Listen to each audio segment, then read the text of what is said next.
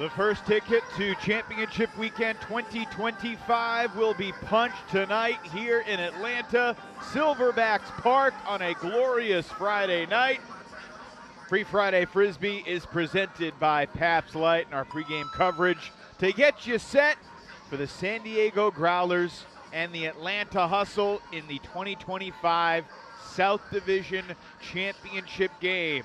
Top right of your bracket, Atlanta or San Diego will be the first team to officially book their ticket to Madison, Wisconsin. Then tomorrow night, top left, DC Boston at 5 o'clock. Bottom right, Chicago, Minnesota at 7 o'clock Eastern, 6 Central. And then the nightcap, the Shred and the Spiders will do battle in Salt Lake City, 9 p.m. Eastern, 7 o'clock Mountain. The next 27, 28 hours are going to be riveting, sensational stuff as we determine who will be the final 4 teams standing in the 2025 Ultimate Frisbee Association season. It's our Pabst Light pregame show from Silverbacks Park in Atlanta with Ian Toner. I am Evan Lepler. Welcome, everybody, to Unscripted Suspense. There's nothing better than games like this. The pressure, the stakes, we got it all. This is the time of year that everyone's been waiting for, right? I can remember doing reporting in December and January, wondering how things are going to play out, and now here we are after an entire regular season, a kind of ho-hum first weekend of the playoffs. This is where we're going to get the real grind-it-out, down-to-the-wire matchups. About 15 minutes away from opening pull, so we got about 15 minutes more speculation for you like we do in the offseason. The Atlanta Hustle, they've been here before. They've lost 3 times in the last 4 years in this very game, the last 2 years at home, by a single goal. How much does the past weigh on them tonight?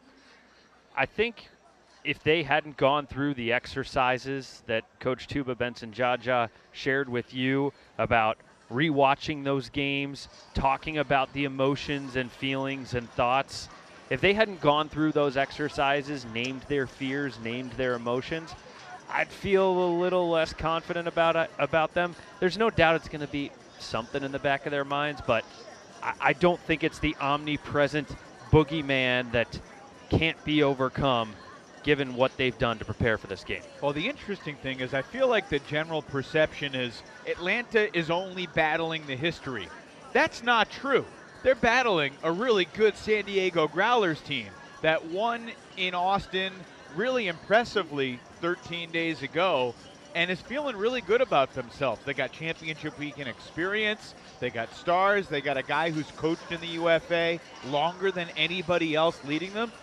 This is a real deal San Diego team, not the Growlers squad that won 7 games in the last 2 years and missed the playoffs each of the past 2 seasons. Yeah, this team, I really liked the way you said it. I can't remember whether it was on our swing pass discussion or in the Tuesday toss. There were shades of last year's Seattle Cascades group, right? A franchise that had maybe fallen off a tiny bit and then was regaining its form with a combination of both youth and great veteran experience, bringing the team up to the level that it knows it's capable of. I mean, this is a group that obviously got that key victory against Carolina on the road that was essential to its playoff qualification and berth. And you talk about the experience and leadership that this group has. There's Kevin Stewart, the longest tenured coach that you mentioned, and there's Goose Helton, a league record holder who's played in division championship games and at championship weekend and knows how to get this team ready, has been doing some really detailed scouting and game planning, getting ready for this Atlanta opponent. According to Goose, he's playing the role of Kayla tonight, his wife and partner, who's over in China right now, getting ready for the World Games for her second cycle. She's a head coach for the Growlers with Kevin Stewart. Goose has been an assistant, and this is a Growler staff that has a lot of experience.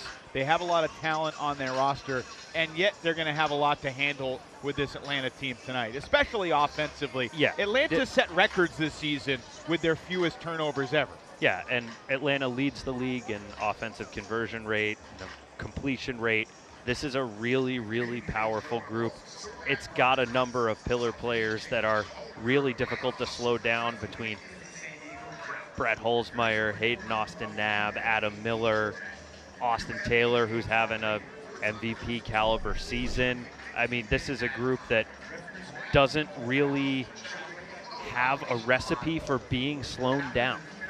Well, 2 regular season meetings between these two programs. It's funny, Atlanta and San Diego had never played before, and all of a sudden they're pretty familiar with each other, and they had a couple thrilling games. You know, at this point of the season, all San Diego had done was beat LA, so we weren't really sure what they were, and they fell behind early, but they never went away, and it took a buzzer beater, a Hail Mary, to deny San Diego overtime and a chance to grab this Week 3 win at home. Yeah, this has been one of the really exciting new rivalries of the South Division. Of course, this happened because the Dallas franchise folded. We had some realignment. San Diego no longer competing in the West, but still having some of those interdivisional games against LA and Oakland. And here's a look at some of those unbelievable highlights and heroics that San Diego needed to get back in this one. And look, buzzer beaters were obviously important in this game, as we saw the Hustle score at the end of the third quarter, and after Holzmeyer throws this away and San Diego ties it, it's the guy that had 8 different goals or blocks at end of quarters this year, Dean Ramsey, skying the pile over Max Gibson and Khalif El-Salam and everybody else in a Hustle jersey. That was Week 3. 3 weeks later, this is one night after San Diego had knocked off Carolina in double overtime, and the Growlers began the game on this very field with back-to-back breaks. They jumped out 2-0 on the second night of the back-to-back. Yeah, and it's worth remembering that that was a relatively chippy affair, a lot of physicality, coaches exchanging some words. There's a lot of familiarity, and these are two teams that have respect, but they don't necessarily like each other right now. And I think that's the kind of level of competition and kind of animus that you want to have heading into a playoff game like this one. This was a funny game, too, because the Hustle were broken twice in the opening 2.5, 3 minutes, and then they basically didn't turn the disc over for the next 3.5 quarters. I mean, they were incredibly successful and pristine. This Lucas McClamrock Callahan was something of a knockout punch that gave the Hustle a 4-goal lead. By the way, we got 2 guys with multiple Callahans in their career on the field tonight, so we'll keep our eyes on that. That was the Dean Ramsey buzzer beater at the end of the third, and while San Diego kept on fighting, it was the Hustle closing out the 4-goal win. This was part of Atlanta's scintillating start to the season, but then the Hustle had a little bit of a slide after starting 6-0. They lost 3 straight. Obviously, they have rediscovered their mojo. They eliminated the Carolina Flyers with their regular season win. And tonight, Atlanta will try to corral one of the great Hall of Fame caliber players in the history of the league. Number 80 for San Diego. He's been with the team since its inception. Travis Dunn can do it all. He gets better seemingly with age. He had a back injury near the end of the regular season, returned for the playoff game, and had one of his best games in years. Yeah, this guy, his body knows no limits. He's so consistent, and even as he's aged, he's as much of a threat with the disc as he is without the disc. And typically, sometimes you see those guys get some more mileage under them, and I'm going to transition to that guy who's a little more stationary, less mobile behind the disc. And clearly, he's still a bona fide receiving threat and able to come back from injury and get himself back up to full strength. I also think, Ian, it's important to mention, his numbers may have shrunk a little bit this year in terms of number of assists and completions, but I think it's because he's got players like Matt Miller and Khalif El-Salam around him. He's had less responsibility and better teammates. He's made his teammates better, and it's made them a better team. Yeah, I've watched a bunch of Matt Miller over the last couple seasons and been really impressed with how he's kind of elevated himself into a legitimate center handler that I don't know enough people talk about or take seriously. Atlanta's big man, Brett Holzmeyer, with unfinished business in this game, like all of his Hustle teammates.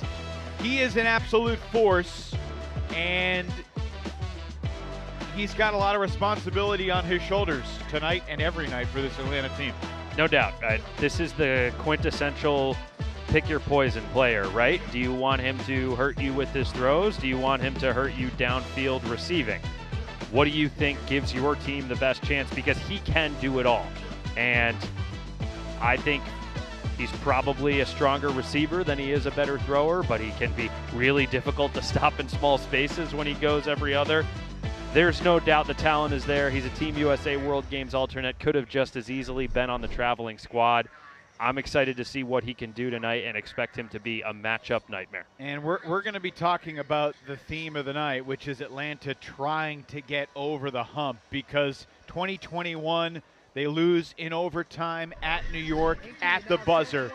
And then 2 years ago against the Austin Soul, Hustle got off to a great start. Chance to win the game here at the end of overtime through Hulsmeyer's fingertips. In double overtime, Austin Taylor throws into an incredible block. And it was just, I mean, this was unbelievable, all the twists and turns, the drop from Jeremy Langdon. The Hustle had so many chances. And then Duncan Fitzgerald to Matthew Armour. One of the all-time stunners in the history of the Ultimate Frisbee Association.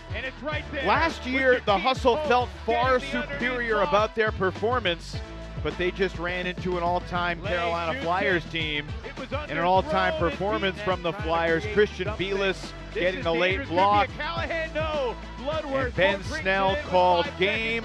Carolina possessed the disc for the last several minutes and spoiled the Hustle's home field advantage again. 6 times in the last 7 years, a 1 seed has lost at home in this round of the playoffs. Obviously, it's been the Hustle twice. They're not alone.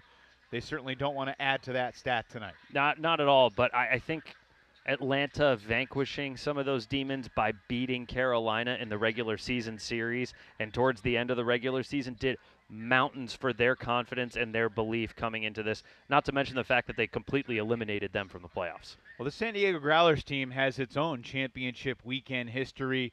This is their first year in the South Division, but they were a West Division team for several years since their inception in 2015. They finally got to the top in 2019, taking down the Los Angeles Aviators. Goose Helton, who's now an assistant coach on this squad, led them to championship weekend where they ran into a hot Dallas Roughnecks team that had a little bit too much.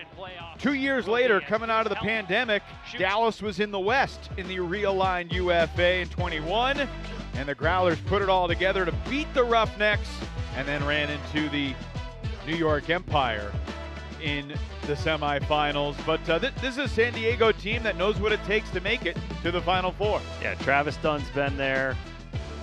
Khalif El-Salam's been there. Handful of other guys have that valuable experience. The challenge is just going to be how are they going to execute today. I feel like this San Diego team is just playing with house money tonight, right? Like not a lot of people expected them to be in this game, and they have nothing but opportunity in front of them. Well, tomorrow we got Breeze Glory, Union Windchill, and Shred Spiders. But right now we got Growlers, Hustle, and there's no one that can get you more hyped for this particular game than a guy that I like to call Carl with a K. Quack, take it away.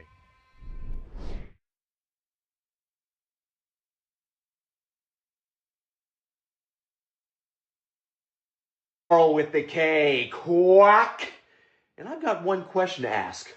What are you doing this Friday night at 8 p.m.? Because the biggest battle of the year is going down in the ATL. The Atlanta Hustle are defending home turf against the San Diego Growlers. Winner punches their ticket to championship weekend in Madison. Loser goes home. And just like the watcher asks, what if? So bring the noise, bring the hype. Let's fill the stands and light the night. Lucas McClamrock is going to take flight. Kenny Taylor's locking dudes up tight. Brett Holzmeyer soaring to new heights. And Austin Taylor's dropping dimes left and right. The whole squad's hungry. The moment feels right. We're bringing the fire to Atlanta tomorrow night. I'm Carl with the K, and that's all I've got to say. Quack.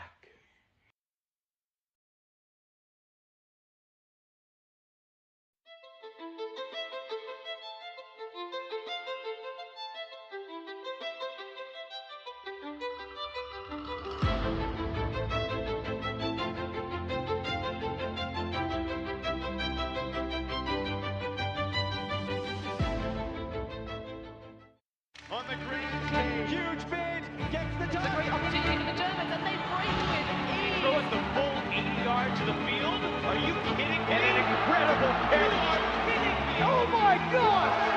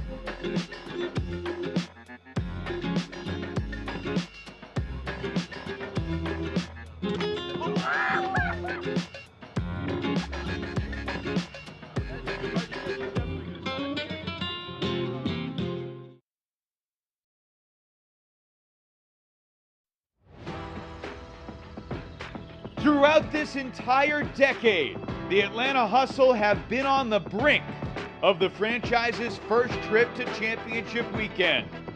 But 3 painful playoff heartbreakers have devastatingly kept the Hustle one small step away from the UFA's marquee event.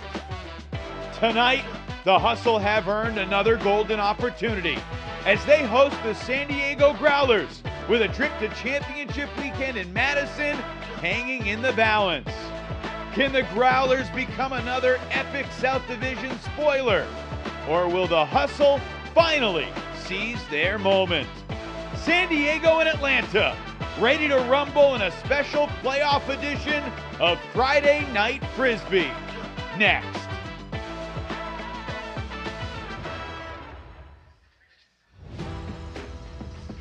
And off we go on a Friday night in Atlanta. Aside from the slip and slide, thankfully, unlike last time, we are dry. Perfect ultimate conditions. Khalif El-Salam, Austin Taylor, the league's all-time leading scorer, Cameron Brock. Everybody's ready to go. It's the 1 seed Atlanta, the 3 seed Growlers. One of these teams will officially clinch their spot in the UFA's championship weekend in Madison, which starts 2 weeks from tonight. Tomorrow, we got Boston hosting DC, Chicago hosting Minnesota, and Salt Lake and Oakland will wrap up the division championship triple header that begins on WatchUFA.tv at 5 p.m. But right here, right now, Growlers, Hustle. 3rd meeting of the season between these two teams. Evan Lepler along with Ian Toner, thanks so much for being with us for the 2025 South Division Championship game. Man, the Hustle for the 3rd straight year at home for this game. San Diego, their 1st year in the South. They're trying to beat the Hustle for the first time. What is foremost on your mind, my friend? Number one, I love how much this rivalry has built in the new realigned South Division. This is an incredible combustion of styles, of size, of intensity between these two teams. The other thing that's top of mind for me, San Diego playing with house money. Atlanta, the weight and the pressure of expectations on their shoulders. As much as they want to talk otherwise, that's what's ringing in the back of their heads. And the Growlers have a phenom who won this game as a road dog last year. Khalif El-Salam last season as a member of the Seattle Cascades, part of that squad that went into Salt Lake City and knocked off the shred. He just brings a ton of belief along with his incredible athleticism and playmaking ability. I mean, Khalif's had swag since the day he burst onto the scene and as a young star at the University of Washington, and ever since then, he's just kind of elevated his game and been able to take over more than a single phase. He can play lockdown defense. He can really get open in the deep space. We saw him make highlight reel plays in that playoff victory and put up some really great numbers over Austin as well. And he's not the only piece that this team needs, but he's going to be a big part of this team's success tonight. Sol had absolutely no answer for Khalif 2 weeks ago. Career high, nearly 500 receiving yards, 8 scores, tons of energy. Khalif El-Salam If he can make plays like this tonight against Atlanta, Growlers are going to be in good shape. And obviously Austin Taylor, the quarterback, the anchor of this record-breaking offense. We know San Diego's going to try to fluster him. They're going to try to be physical, but he has answered every question asked of him this season. Yeah, he's taken his game to a new level here on the pro stage. He's been more efficient than ever before. He's been okay shouldering more responsibility than previous seasons. I'm really excited for him to have this opportunity. He's got so many talented targets to help him distribute the attack and keep things going. And I just can't wait to see what Austin Taylor does tonight with another opportunity to rewrite the legacy of the Atlanta Hustle. He's 10th all-time in UFA history in assists. He's 3 away from passing a guy named Ben Yacht, who is not playing this weekend because the Empire lost a couple weeks ago badly in DC. Off we go, the South Division Championship game 2025. The Hustle begin the night on offense in their black jerseys. And this is an offense that averaged about 11.5 turnovers per game. That's the fewest in UFA history. Christian Olsen, one of the glue guys for this unit. Atlanta also undefeated with Christian Olsen in the lineup. Adam Miller shooting long for Brett Holzmeyer. It's a floater, there's double coverage, and Holzmeyer rips it down for the opening score of the night. An early statement from the Hustle.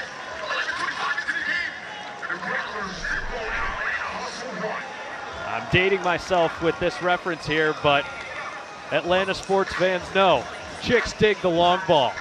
And Adam Miller, who's played a bigger part of the Hustle offense this season, has not shied away from the long ball, especially when he's got a target like Brett Holzmeyer available. Big bodies on him there, doesn't matter. That's the kind of plus matchup that you want to be throwing to when you've got a little bit of separation. Ian, I knew Adam Miller was a good player. I know you did too. But the looseness and playmaking confidence that he's brought to the O-line, the swag to take that shot on the opening point, it's done a lot for this Atlanta squad. I mean, he looks just as comfortable there as he did in Georgia's run to the college semifinals, the college championship game back in 2021 in Norco, California. Well, last time San Diego came to Atlanta, the Growlers started with a 2-0 lead on back-to-back breaks. This time, Atlanta scores in 35 seconds, and San Diego's offense is looking smooth. That's a good pop right off the sideline, prohibiting the Atlanta defense from locking in on a double team there. Travis Dunn, guarded by Michael Fairley. Resets to Matt Miller. He's kind of the Austin Taylor for the Growlers, the quarterback. Daniel Brunker connects with Casey Wu. And a strong 55-second response. Let's talk keys to the game. They are presented by Victory. Ian, what you got? Yeah, this is San Diego's third trip to a division championship game if you factor in their history in the West Division. And this is their third time facing off against Atlanta this season. Of course, they've won division title games before, but they haven't gotten the better of Atlanta yet this season. So are they going to be able to do it tonight? That's the big question.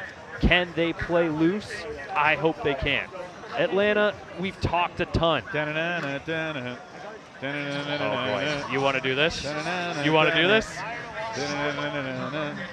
When there's something strange in the neighborhood. Ladies and gentlemen, take Who this you gonna in. call? Brett Holzmeyer. Okay, well that's what Atlanta's hoping, because they done. need to eliminate the ghosts of years past of coming up short. They need to be playing present and not thinking about what happened in the past. Double team on the sideline. Holzmeyer hammers out of trouble. Downfield, you got Holzmeyer, Alec Wilson Holiday, the former league leading scorer last season with Dallas. You also got Cameron Brock, the league's all-time leading scorer, the longtime AlleyCat who left Indy, joined Atlanta in the offseason. Hayden Austin Knabb. I mean, he could be the focal point of conversations too, if not for Holzmeyer and Taylor and Miller. Both these teams excellent in the red zone during the season. Wilson Holiday floats it through traffic, connects with Olsen, who finds Austin Taylor in the end zone. Austin, 53 assists, only 11 goals during the regular season, but he's in the end zone with the first. I mean, check this out. Reggie Sung is just inches away from the game's first block there multiple times. I really love how these San Diego defenders kind of had their heads up in the red zone and they were ready to roll and pass off their assignments as, hey, your guy's striking up line. I'm going to drop off the mark and fall into that space and take that throw away until you can close in and set the mark. I like that. If they can continue to gum that up, I think they're going to get more looks at getting a hand on the disc and forcing a turnover. Atlanta's now going to try the sideline roller pull right in front of the hustle bench. Tuba Benson-Jaja, the third-year head coach of this Atlanta team. That's good work by San Diego. Just a couple quick dishes, and that disc is just off the line. And Kenny Taylor's footsteps nearby, but nothing he could do to stop Oliver Artis. Ollie Artis tried out for the Growlers in 2022, and he was cut. He tried out again in 23, became a practice player, became an offensive contributor last year, and he has really come into his own as a 24-year-old this season. 26 goals in 11 games for the Growlers offense. Yeah, I love stories like that, guys who don't let adversity push them away, but rather fuel them and inspire them to get better. You know, I remember in my college days, didn't make the A-team my freshman year, was a B-team player, and then came back and made my way onto the A-team. So a story like that is something that really resonates with me, and you can see that he's earning this opportunity. He's not just lucky to be on the field, he's producing when he's there. Not only did he make the A-team, but Mr. Humility over here also made the USA U24 national team, which was pretty cool as well for a guy that once got cut. Details. Holzmeyer's looking long, and this is a floater. Cameron Brock, can he make a play in traffic? No, he can't. It's knocked away by the San Diego defender, Stefan Samu. You know, first turn of the night. I didn't see just how much separation Brock had at the point of release, but that was an interesting decision as I see how many other defenders were able to close in and be in the area. High stall shot up the line, launched by Hume, and it's not going to stay in bounds for Bryce Lazinski. First break chance. Yeah, the other crushing part of that is that because it bent so far out of bounds, San Diego doesn't get to take advantage of all the yardage on the throw. It just where the disc crossed the out of bounds line at midfield. First break chance goes awry. Taylor initiates, and a contested catch in the backfield. Michael Tran right there defensively on Olsen. Holzmeier near the sideline, marked by Gibson. Not a ton of movement happening right now downfield in the stack. A little stagnant until Cameron Brock makes something happen against Samu.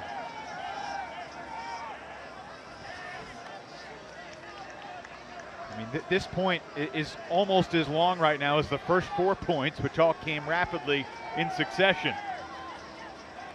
Hayden Austin Nab had Adam Miller going deep, but he didn't like the matchup. He likes this matchup. If it's in bounds, it's good, but Holzmeier runs out of room, and the hustle offense give it back again. This is interesting. These deep turnovers, you know, aren't ones that I guess San Diego is forcing. You might say it's not like it's stall 5 and they absolutely have to get something going. This is just missed execution. There's very little wind. Yeah. Virtually zero wind. And the hustle, #1 in the league in the season in Huck completion percentage. Second break chance to the point in a 2-2 game as we near the midway point of the opening quarter.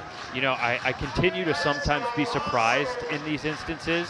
Gibson didn't release it the way he wanted to, but it's an incredible, heroic catch by Tynan Sander.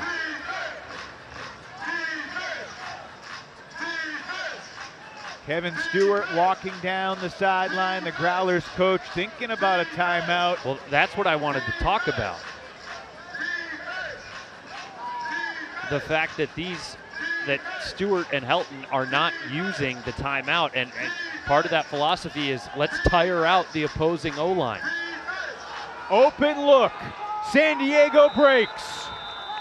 It's the veteran Michael Tran that gives the Growlers their first lead of the night.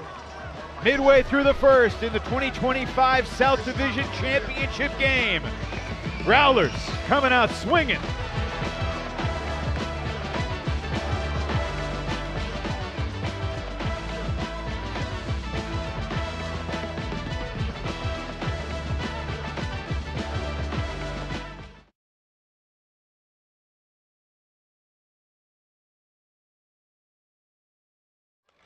Are you kidding me? Goes up above everyone. Do it like that. Do it like that.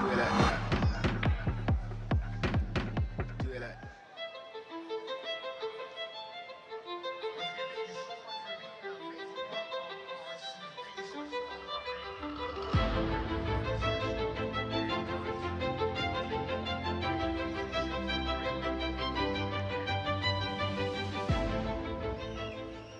Throw like a pro with the new Pro Ultimate Frisbee. Created with input from the sport's premier passers, the Pro Frisbee is specially designed to fly through the wind and maintain its edge.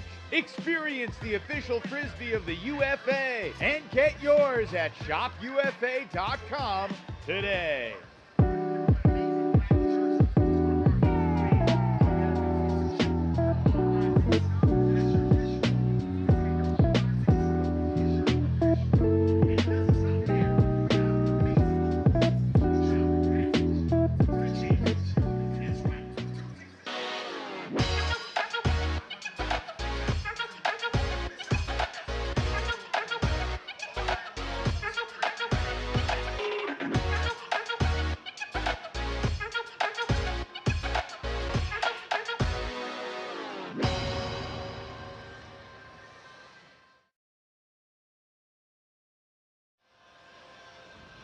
San Diego Growlers with the first break of the night on their second opportunity.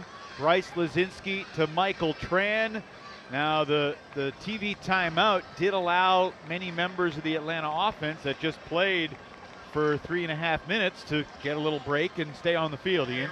Yeah, that's a real distinct advantage for Atlanta, not having to burn a timeout to get these O personnel and O specialists back out there, but rather just letting the natural course of events give these guys time to catch their breath, and now they're looking against some junky, saggy, poachy defensive looks here from San Diego that are definitely kind of gumming up any quick initiation string that Atlanta might like to run. The San Diego team has been coached by Kevin Stewart since they were founded in 2015. He'll be the first to say he has learned a lot and evolved as a coach. Adding Kayla Helton and Goose Helton have helped out a lot, creating a little bit more balance of energy. But the Growlers are making things happen here tonight. Second turnover for Austin Knabb, one in the deep space and one underneath. Growlers looking for it all to the end zone, and it's incomplete. Wow. Casey Sugarman got the block. Sugarman had the body position on the inside lane the whole time, and the disc was falling to the inside lane. I don't know if he had the right read on the disc, but it's not like Langdon was stopping him from going to that space. Sugarman only scored 1 goal in the regular season. He played in every game. He's a D-line specialist. Hulsmeyer looking long again, and the Hustle are 1 for 4 on their deep shots, Ian.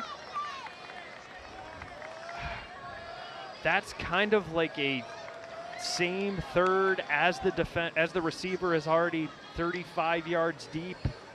The disc coming straight over the receiver's head as opposed to over a shoulder where he could track the flight path and run onto it.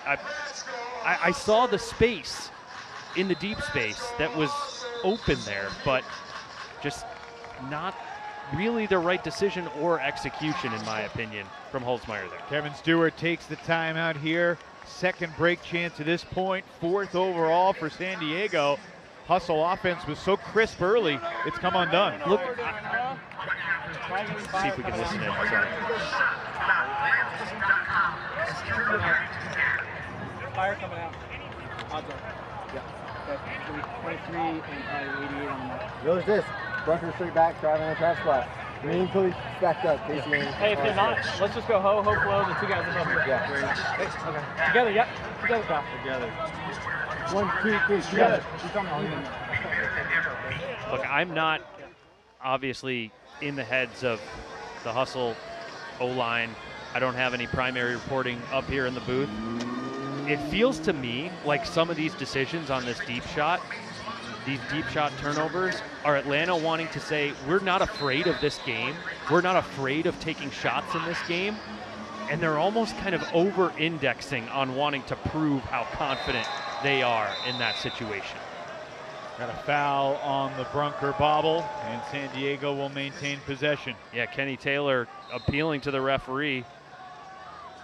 Travis Dunn coming under. I'm with you, Ian. I think that's a really astute point. You said it right off the top. Growlers nothing to lose. Khalif El Salam absorbs McClamrock's bump. Miller gets it over to Artis. Rubin, quick release for Dunn. It's a great decision by Dunn to holster that to Rubin. Miller swings the Dunn short Brunker. Man, Brunker has been a really valuable addition for the San Diego team. I think Colorado's missed him ever since he's left. Last couple years with LA, then coming down to San Diego. And Daniel Brunker has the Growlers' second break here in the opening quarter.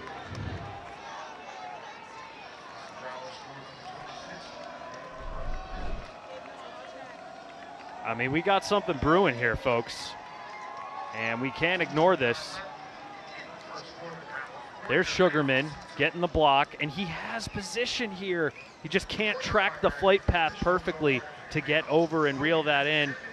Holzmeier seeing Wilson Holiday, the end zone fiend with steps. I can understand why you want to send him. It's just kind of a tough angle there on that release. And then how about this San Diego kind of O-line personnel, if you want to call it, coming in after the timeout, really valuing it. They had some risky shots that they could have taken, but they didn't do that. And that just opened up a cascade of easier options. Pops off the line, swings to open space, and an uncontested end zone shot to Brunker. All of a sudden, it's been over 7 minutes since Atlanta has scored. And look at this, a lot of the same O-line personnel still out there. Yet again, Holzmeier, Olsen, Taylor, Austin Knapp.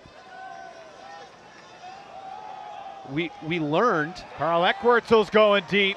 Taylor put it up in the air. Carl with a K recovers to make the catch in the end zone. The Hustle always make things interesting, don't they? No question about it. What I was about to say is what we learned, I think, from the DC New York quarterfinal is that you throw that offense back out there too many times, you might play yourself out of the game before the first quarter's over because that unit gets completely gassed and still has to have legs, lungs, and decision-making. But Carl Eckwurzel allaying any of those fears or concerns with the concentration on this catch. You like this shot from Taylor? I'm okay with it. I still want it to be something that he can run onto and clap catch and doesn't necessarily have to make a great play on.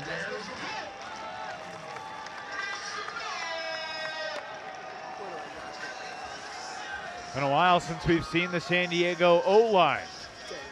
Although they did come on after the timeout and punched in the second of the 2 breaks. Good cut coming underneath. El Salam greeted by a double team. And he works his way out of it beautifully. Then Dunn whisks it up the field for Rubin. Wow. Tight window space, Jesse Cohen. I mean, those double teams from Atlanta in those sideline situations can be vice grips against other teams. And the fact that they were able to not only gain yards on it, but then march things down and get in that quickly without allowing the double team to reset. I mean, they didn't take a single negative reset after being in that difficult space. Really impressive stuff from the Growlers O-line. Authoritative possession and a good finish. Jesse Cohen and Matt Miller to punctuate the point. There was a looseness with the Growlers coming into this game. You could feel it on the sidelines, talking with Kevin Stewart and kind of watching their warm-ups. They know they can play with Atlanta. They played with them twice. Lost at the buzzer at home, and then played, 3.5 really strong quarters of ultimate on the second night of a back-to-back after they had beaten Carolina in double overtime. Without that Flyers double OT win, Growlers probably wouldn't be here tonight. It would probably be the Flyers here. Can't disagree with you. Last year it was the Flyers here.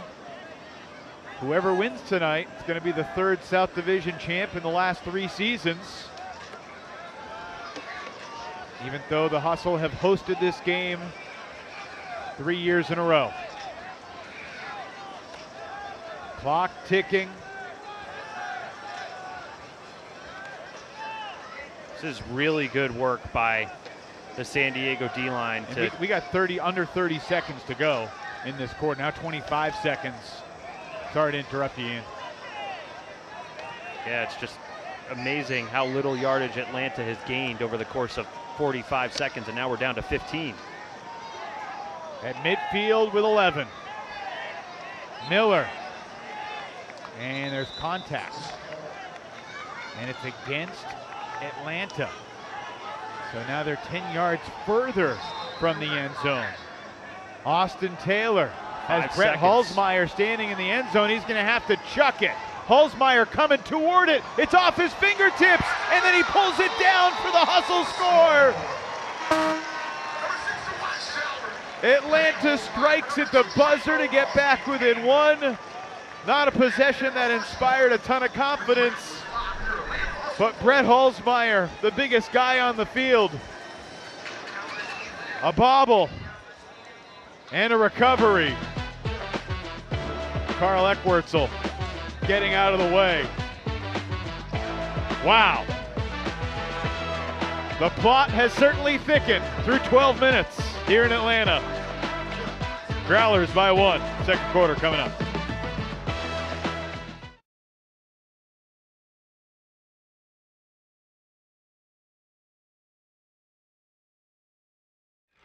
Are you kidding me? Goes up above everyone. Do it like that. Do it like that.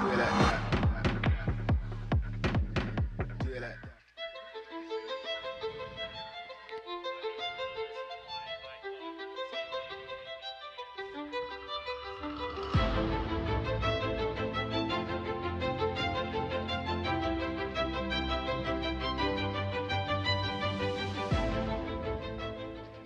Throw like a pro with a new Pro Ultimate Frisbee. Created with input from the sport's premier passers, the Pro Frisbee is specially designed to fly through the wind and maintain its edge. Experience the official Frisbee of the UFA and get yours at shopufa.com today.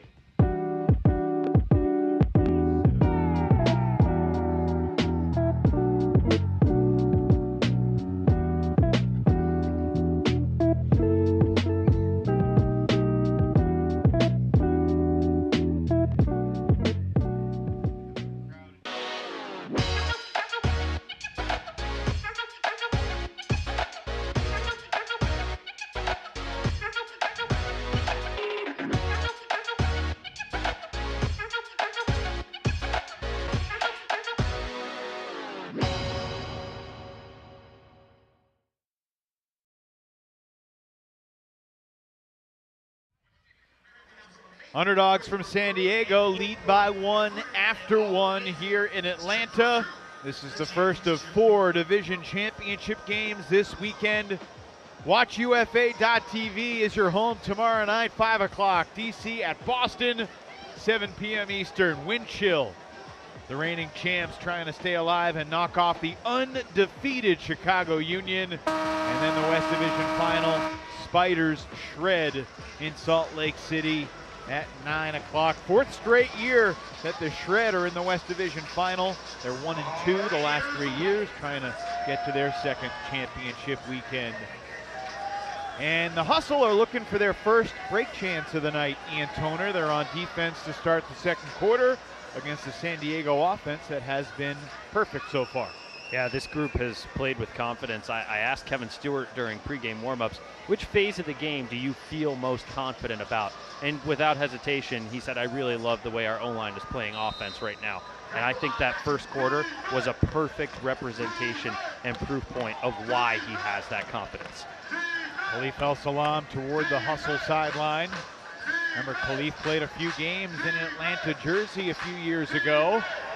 And that was blocked by Fairley on the point. I mean, it was only a matter of time before Fairley was going to make his presence known in this game. He's been selling out on marks, on blocks, on resets for his entire career.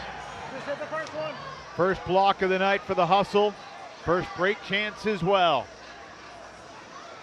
They do have Brett Halsmeyer out there. Frankie Fernandez at midfield.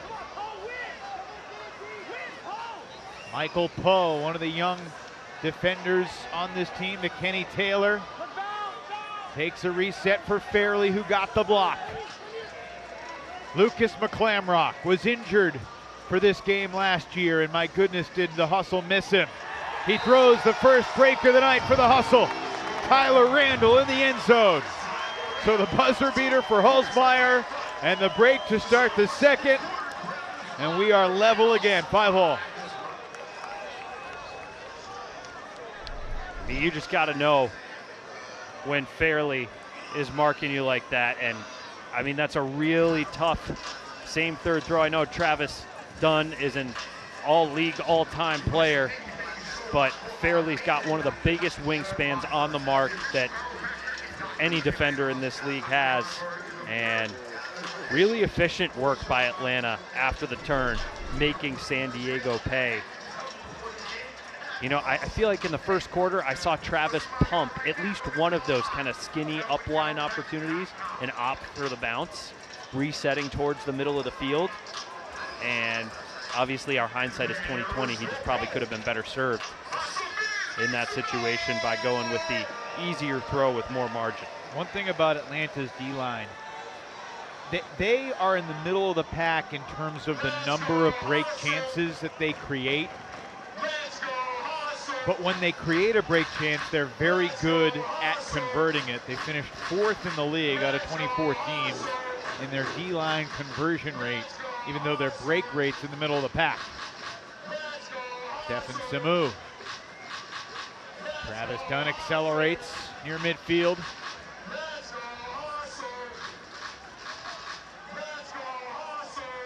You could see a mix of offensive and defensive personnel here on this O-point after getting broken.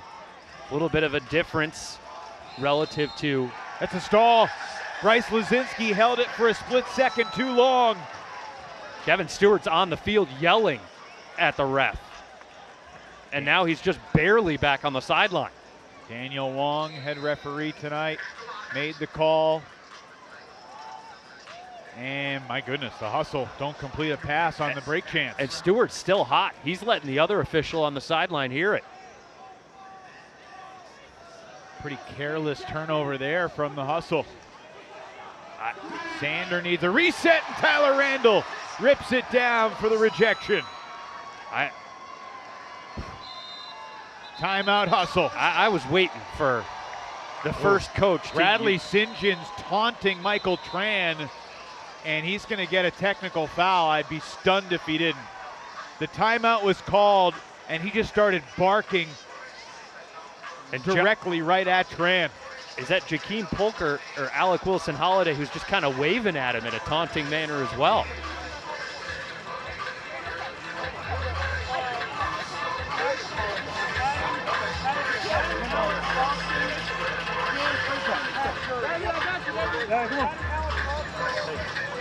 Well, Atlanta's going to have the disc, but the intensity, if it started at a 9, 9.5, it's quickly climbed to 11. This is what I was talking about in the open about why I love this rivalry. Let's listen in here. 1, 2, 3, score. Hey, you guys got this. Let's go. I don't know. Christian's Beta. You're loud. I know. Christian's Beta. Yeah.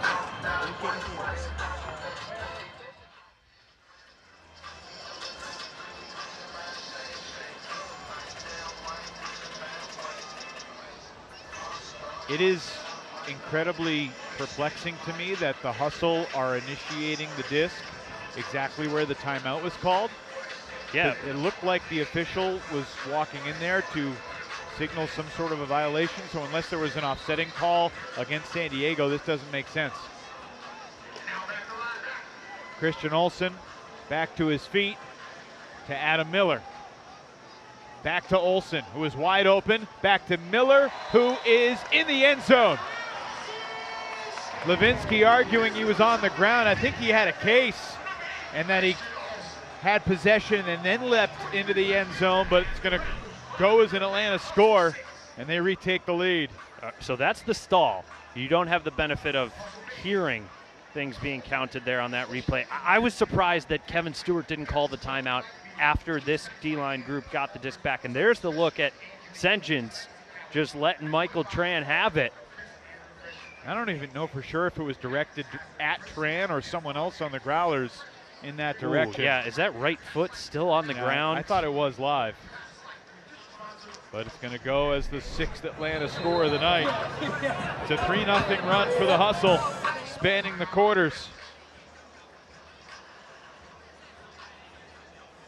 Wouldn't be surprised to see a roller pull here from Fairley with this defensive unit hustling down, no pun intended, trying to set a double team on the sideline. Former Atlanta standout Mark Poole back on the coaching staff this year as the defensive coordinator.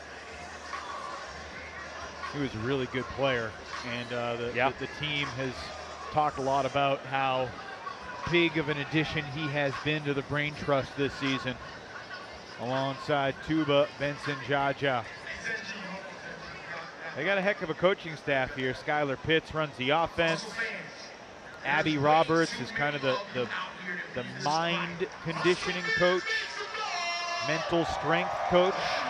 Has worked with every player throughout the season. And there's been a lot of demons to fight through from seasons past. There we go. Right on the roller pull, and Fairley over there to set the mark with Fernandez. Up the sideline to Rubin. Good pivot and a drop by Brunker. And nobody's covering Fairley. Taylor gets it through the double team to Randall. Atlanta looking for a 4th straight goal. Poe back to Taylor. Randall keeps it moving to Fernandez.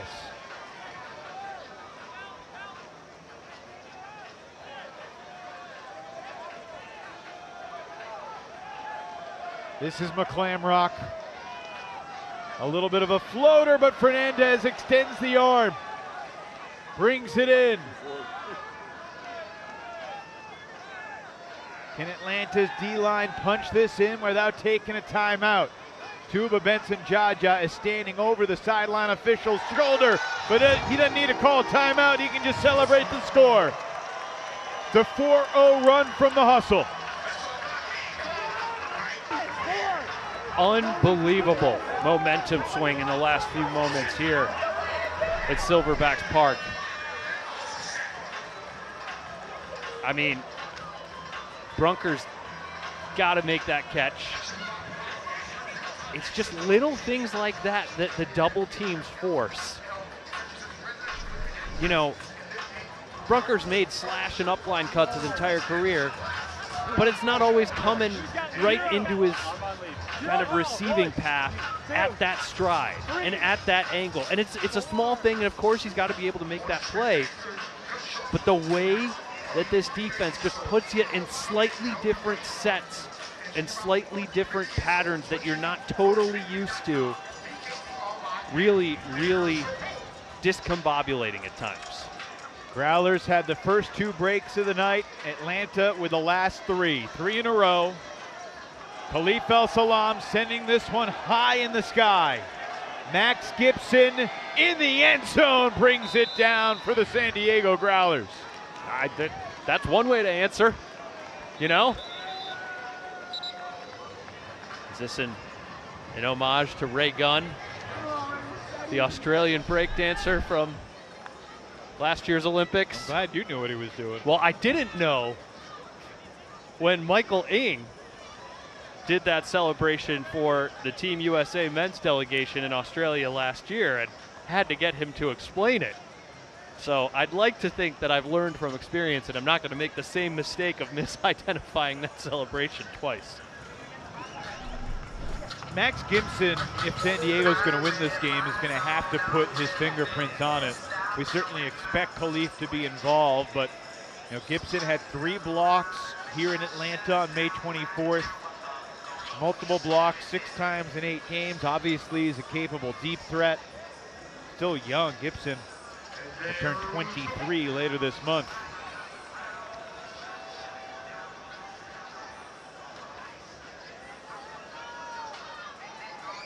First time we're seeing Atlanta's O-line here in this second quarter.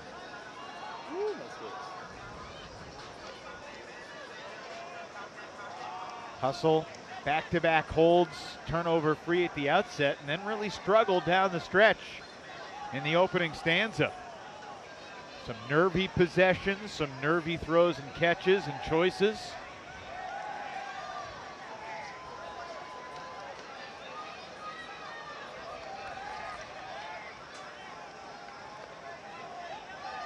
Taylor sees it, floats it to the corner. Holzmeyer off his hand, there was contact, and we got a foul. Really?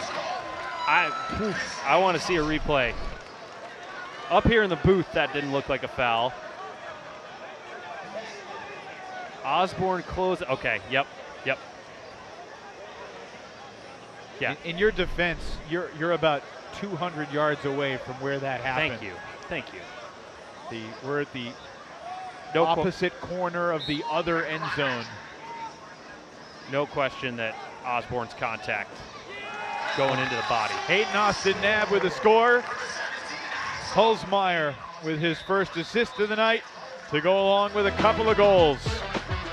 Atlanta was down 2 early. Now the Hustle are up 2 midway through the second.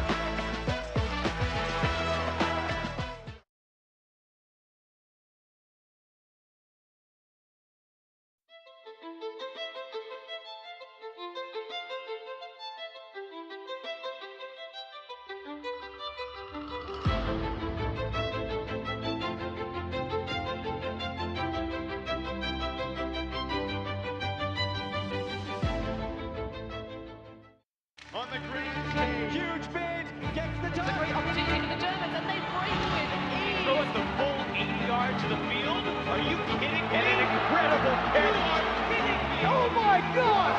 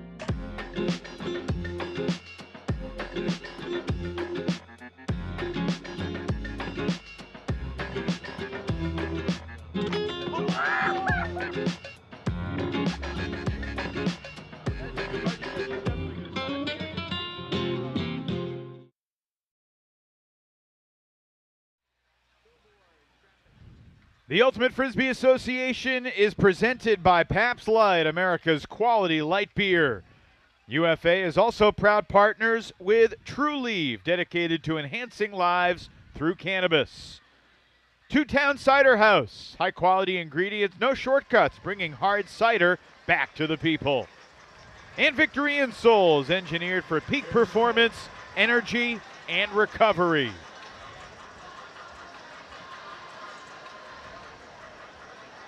Silverbacks Park in Atlanta. Evan Lepler, Ian Toner, our entire UFA crew on the start of this fantastic weekend of Frisbee. San Diego trails by 2 after throwing the first punch. Buzzer beater at the end of the first was certainly big for Atlanta. Then the break train got rolling out of the station. 3 straight breaks to start the second. Matt Miller launching it deep, and it is incomplete. Casey Wu didn't really expect it. I mean, I loved that offensive point right up until that incompletion. Khalif El-Salam doing a great job bouncing it off the line quickly. Multiple swings, changing the point of attack over to Miller, and Wu just wasn't aware that the throw went up. But I loved that movement and taking advantage of some of the weak points in the defense, trying to reposition itself. Here's Dean Ramsey. Tyler Randall has been very involved in the counterattack, and he'll shoot this one. The speedy Michael Poe is in the end zone for Atlanta.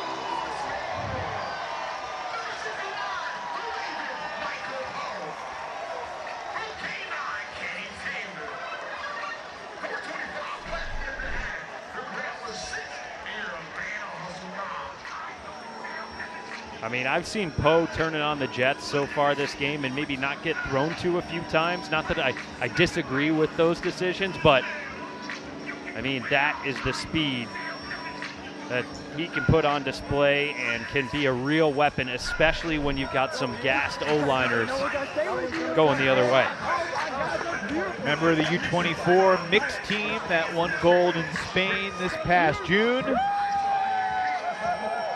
And what about the shot for Tyler Randall? Tyler Randall literally led the league in D points played this season. He played 682 D points. I beg your pardon, that's his career. He played 217 D points and 0 O points. He might get to play a little more offense with throws like that.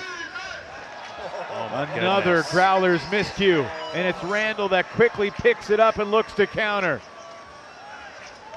Kenny Taylor floats it and then gets it right back, and the Growlers might need a timeout. 10-6 Atlanta. It's an 8-2 run.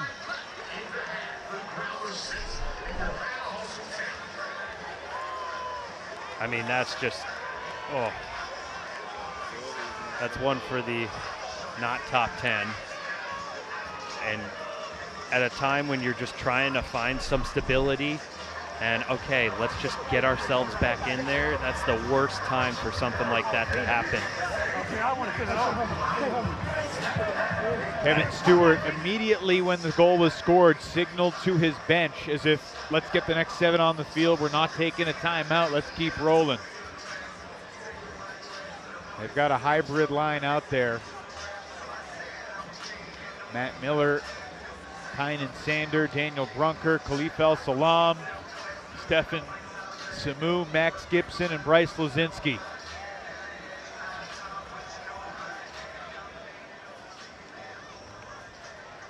This game has swung dramatically the last 10 minutes or so.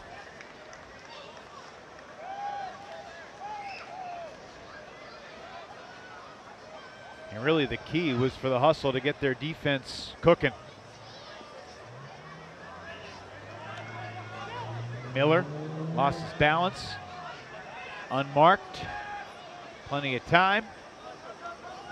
El-Salam through the hands of Brunker again. Oh my goodness. It's a lonely feeling. It is, and it's almost like San Diego is the team that is playing with pressure. That's the way they're executing right now. Fernandez fumbles it right back. Gibson picks up to Miller. Closing in on 2.5 to play in the first half. San Diego has its second goal of the quarter with 2:27 to play.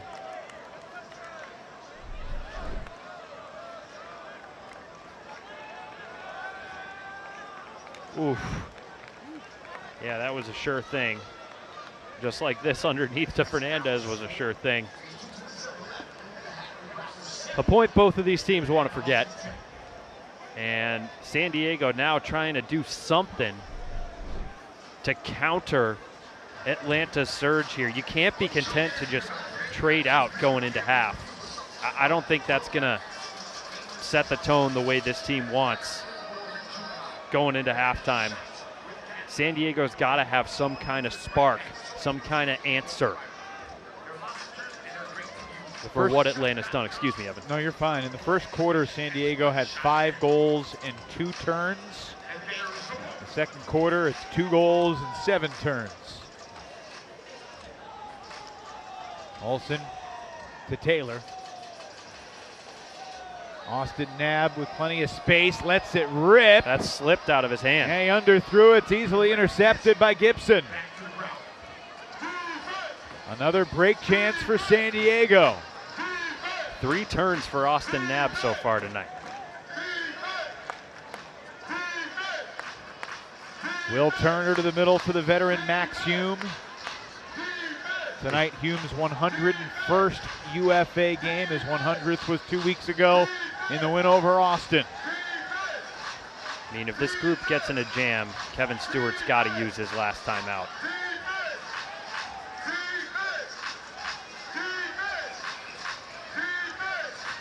Underneath, nice adjustment by Tran. Taking way too long to look at the middle of the field reset, and that works. Langdon colliding with Hume in the end zone. Hume took a little exception. Langdon waved his arms and said, presumably, I'm sorry. The Growlers break, and it's a 2-goal game again. I mean, you could see what Austin Knabb was looking at, but the disc just kind of slipped coming out of his hands, and then Tran, I don't know how that worked. A turnaround blade across his body with between 2 defenders, both at the point of release and at the point of reception. You're saying your college coaches didn't teach you that? That one did not come up in our drilling or our patterns of practice. 1:22 remaining in the first half.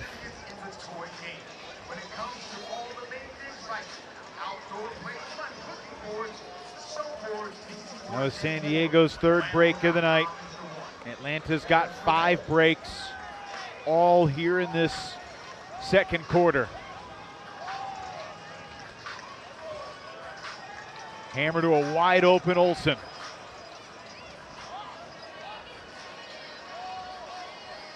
San Diego really kind of slacking off these handlers, and Atlanta almost turns it over near the sideline. Eckwurzel's open coming under. Plenty of time here for Atlanta.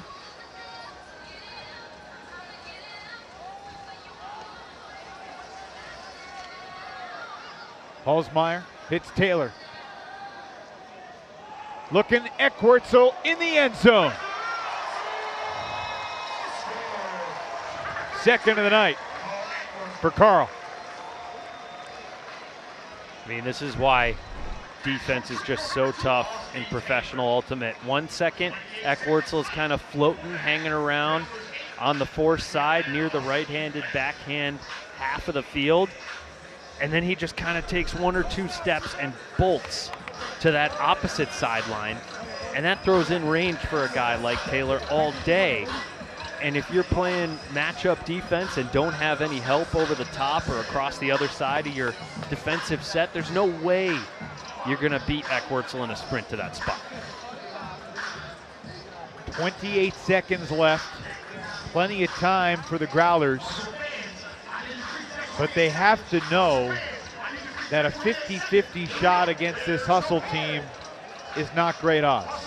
Dean Ramsey had either a buzzer-beating goal or a buzzer-beating block at the end of a quarter in 7 of Atlanta's 12 games this year, and no one knows that better than the Growlers, because Ramsey caught the game winner at the end of the 4th quarter in early May, and then he had another score at the end of the 3rd quarter when these two teams played later that month. 5 seconds left. Growlers launch it deep. Fairly Ramsey, Holzmeyer sizing it up, and it's Fairly through the contact. A little bump at Gibson, a little shove. Gibson talking some trash back. The officials getting things sorted out. This is playoff Frisbee. Kevin Stewart is in Daniel Wong's face, saying there was contact in the middle of the field that left Samu on the ground, and he's right. And after all of the mayhem, it's Atlanta by 3 at the half. I think you got to give a ton of credit, obviously, to Fairley. Great read, great block.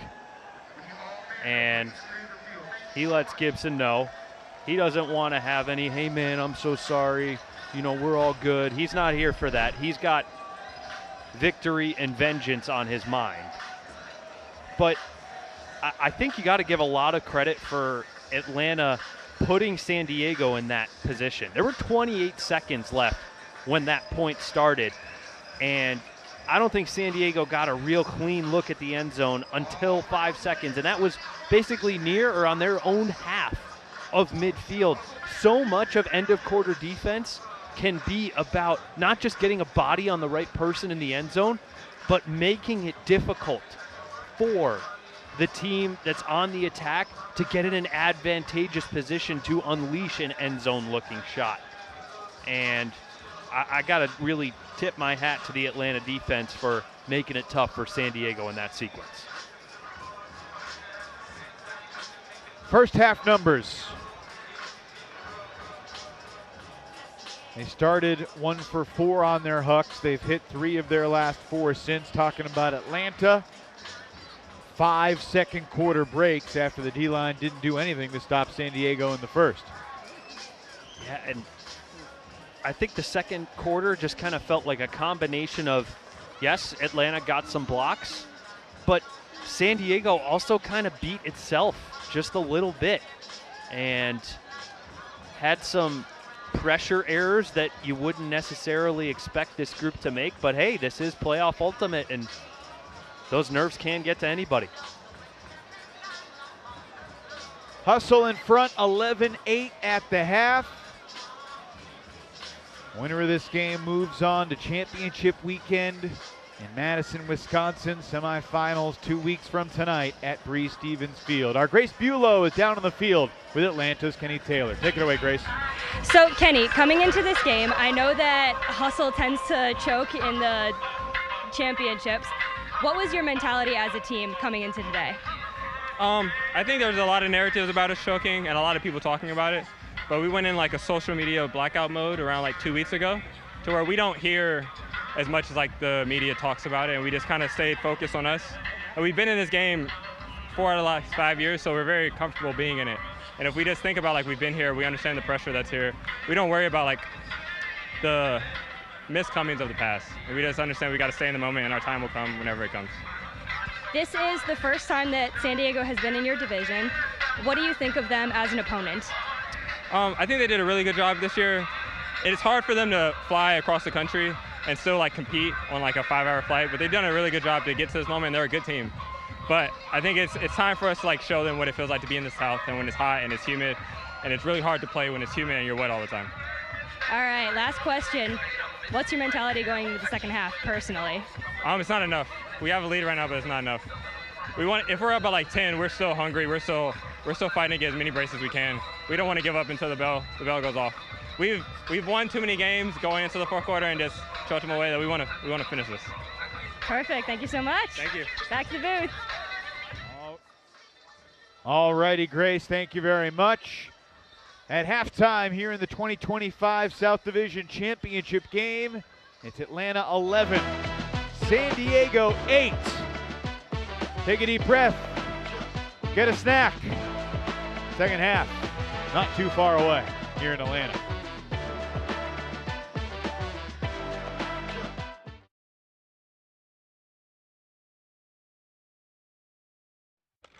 Are you kidding me? Goes up above everyone. Do it like that. Do it like that. Do it like that.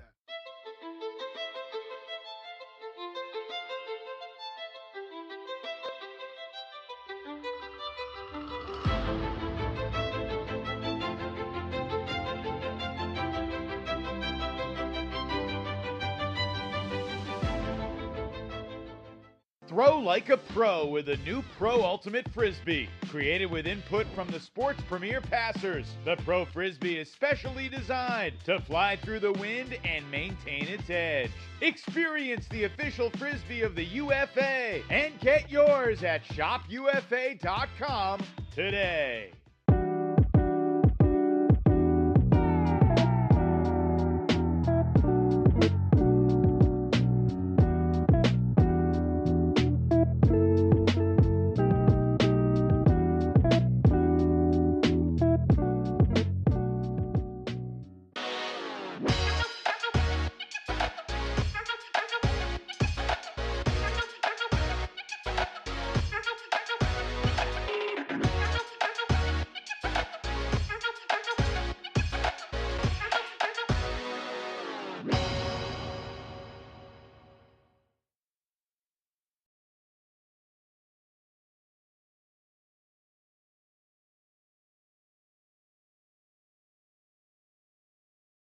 We are 2 weeks away from championship weekend, so let's crack open a Pabst Light 6-pack, highlighting everything you need to know about the UFA's marquee event. Number 1, championship weekend is set for August 22nd and 23rd at Breese-Stevens Field in Madison, Wisconsin. This will be the 4th time that championship weekend is being held in Madison, a town we colloquially call the capital city of Ultimate. And Breese-Stevens Field has had some truly unbelievable atmospheres for semifinals and championship games in the past. Certainly expect it'll be rocking again in a couple of weeks to cap the 2025 season. Number 2, no other city in the UFA has hosted championship weekend more than Madison. And the history we've witnessed at Breese-Stevens Field at past Final Fours is absolutely legendary.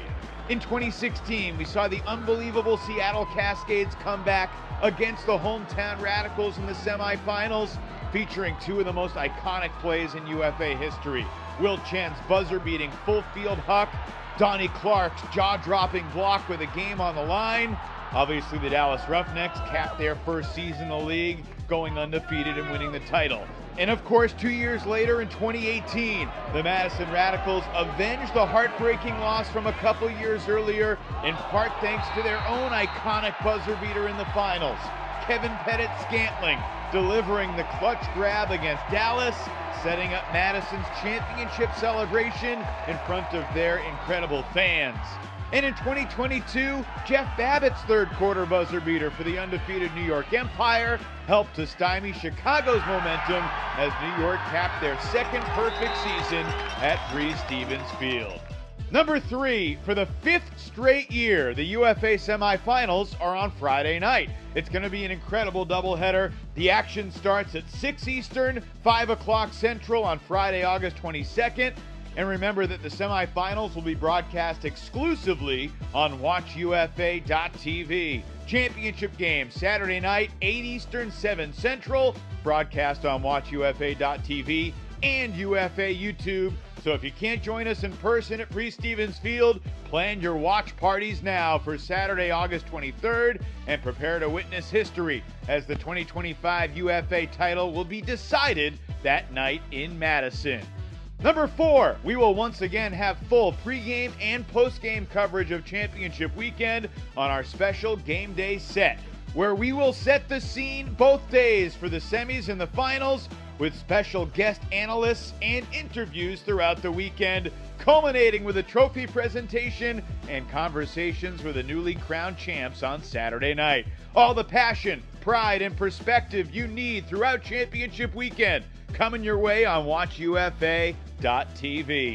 Number 5, for the first time ever, the championship game is not the only big event on that particular day at championship weekend. UFA is thrilled to host the first ever WUL vs. PUL All-Star Game, live at Bree Stevens Field prior to the title game. Opening pull set for 5 p.m. Eastern, 4 o'clock Central at Bree Stevens Field, as the greatest players from the Western Ultimate League and the Premier Ultimate League look to show off their skills in an unprecedented Ultimate Showcase.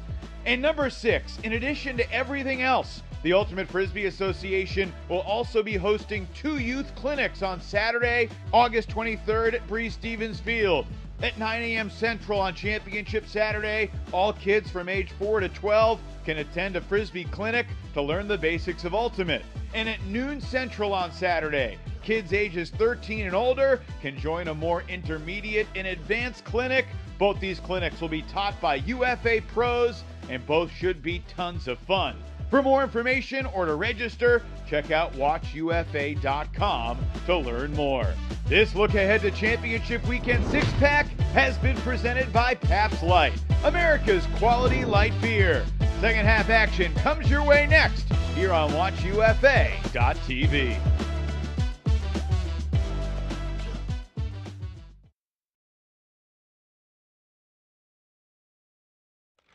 Are you kidding me? Goes up above everyone! Do it like that. Do it like that. Do it like that.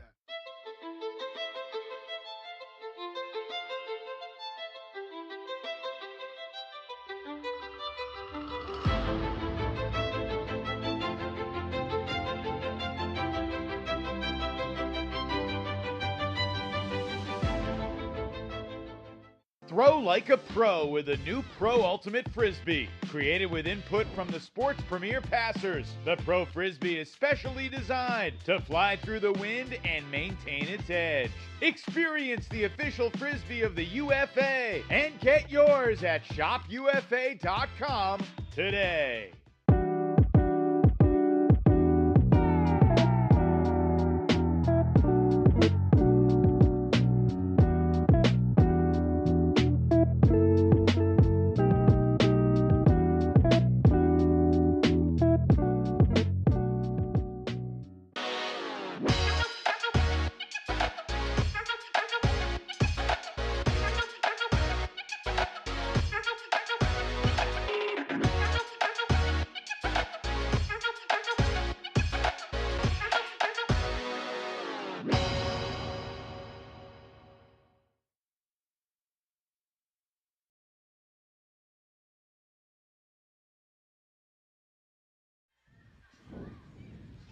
Huge weekend in the Ultimate Frisbee Association continues here at Silverbacks Park. Couple minutes away from the start of the third quarter. The Atlanta Hustle leading the San Diego Growlers 11-8. It was 5-4 San Diego after one. The Growlers were up 5-3 before the Holzmeyer buzzer beater, and that was part of an 8-2 run for the Hustle.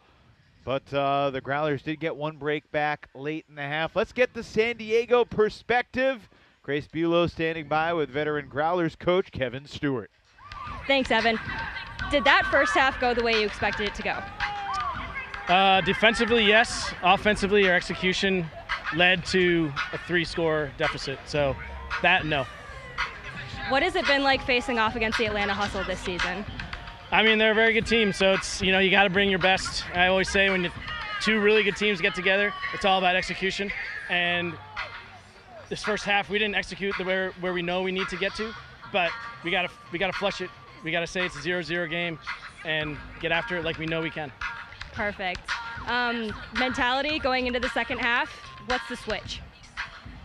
We say it a lot, it's about pack mentality. We're together, we know our game plan, we know it's going to work. We just have to trust it and attack together. Perfect. Thank you so much. Good luck. Thank you. Back to the booth. All right, Grace, thanks. Kevin Stewart has been in San Diego a long time, but he was an East Coast guy growing up. He grew up in New Jersey, started playing Ultimate in 1989 because of his older brother. Started playing at the University of Delaware while he was on a swimming scholarship because a way to stay in shape during the swim team's off season. And then obviously he's caught the bug. He's coached the UC San Diego men's team since 2007. And the Growlers with work to do. Let's eavesdrop on the San Diego huddle. Might as well go to Waffle House with the gun. Let's go! Come on, special, baby. I fucking love this team. I believe in this team. Let's go. Love each other and believe in each other. Growlers on 3. 1, 2, 3. Growlers! And it's probably an interesting Saturday morning right now in Chengdu, China, with Growlers co-head coach Kayla Helton and former Atlanta head coach Miranda Roth-Knowles presumably sitting together as they get ready to represent Team USA. Miranda on the coaching staff, Kayla on the field, watching this game as friends and as opponents tonight as well. I mean, I'd love to be a fly on the wall if that's what's happening. If they're able to get the game over there, VPN in, and hear what their reactions are. I'd love to hear what their second half tweaks would be. What are your second half tweaks, Mr. Toner? I mean, San Diego, you got to find a way to not beat yourself. And they have to do more than not beat themselves. They got to engineer a few more breaks. But we'll ruminate on some of those as the second half gets underway here. 7 first half turnovers for Atlanta. Most of them were in the first quarter. This is a pretty typical looking start to a hustle offensive possession. Touches for Miller and Olsen and Taylor and Holzmeyer. Austin Knapp trying to get free. San Diego's doing a nice job defensively on him though. Marcel Osborne switching over to D for this point. Sean Cannell bluffs the elevator backhand and resets for Olsen. Jeremy Langdon. Crossfield hammer, he underthrew it, and there's a big collision. And it's an Atlanta score. Adam Miller to Brett Holzmeyer. Wow. And I need to correct something that I wrote and said earlier this week. I said that only 2 guys on the hustle had championship weekend experience, and I did not factor in Jeremy Langdon, who was a champion with Dallas in 2016, or Michael Kabira, who was a champion in 2022 with New York. So obviously I regret the error, and Atlanta has 4 guys on their active 20 with championship weekend experience. But the point stood. San Diego has more guys by a good margin that have played in the marquee event. Great to correct the record, and I thought that was a situation based on the intensity that we saw in the first half that really could have escalated the kind of collision there between Tran and Miller. But Miller's a guy who isn't afraid to throw his body around and knows that Tran was trying to make a play. There wasn't necessarily ill intent there, as Miller's kind of stranded there. And so thankfully Miller was able to just throw the score and not let that situation escalate or instigate any further.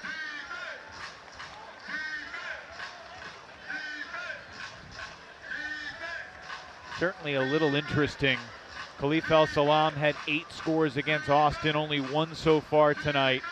Travis Dunn, 10 scores, 5 goals, 5 assists against Austin, 0 and 0 so far tonight. And yet the Growlers can score here and still be within 3. They're right there. Khalif, marked by McClamrock, throws his second assist. Kyle Rubin makes it a 3-goal game again, 2 minutes into the second. Or into the third quarter, I should say. Third quarter, second half, yeah. I knew what you were saying. And I was really impressed with McClamrock throughout this point, just really challenging El Salam's ability to get those resets, kind of throwing his chest and shoulder in the way when Khalif was trying to attack some upline space. And that's an answer that San Diego needs at the start of the second half.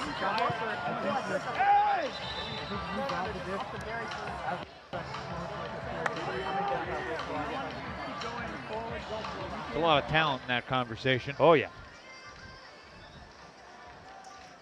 Travis Dunn leads the Growlers franchise in both goals and assists. He's one of 9 players in the league right now that leads his franchise all time in goals and assists. We'll see another one of those guys tomorrow night up in Boston. DC's Rowan McDonald, who also leads the Breeze organization in blocks. Could tomorrow night be Rowan's last game in a DC Breeze jersey? It's what we've been wondering since the playoffs have started. Cameron Brock, retired once, came back. No sign that he's leaving anytime soon, which is fantastic.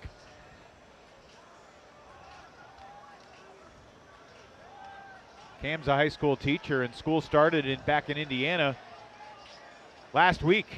He said he had to take today off to be able to get down here for the game. Alec Wilson Holiday, oh, he squeezes it through the tight space. Adam Miller gives a high five to Will Turner. And that's a solid 63-second possession and a hold for the Hustle.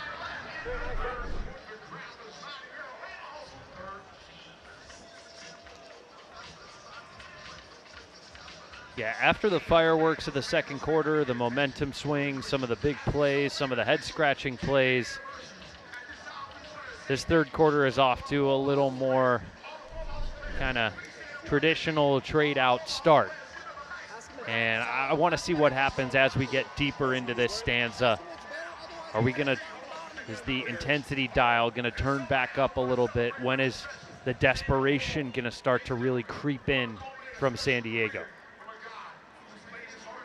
I feel like the first turnover of the second half will trigger the intensity one way or the other. Yeah, I'm with you.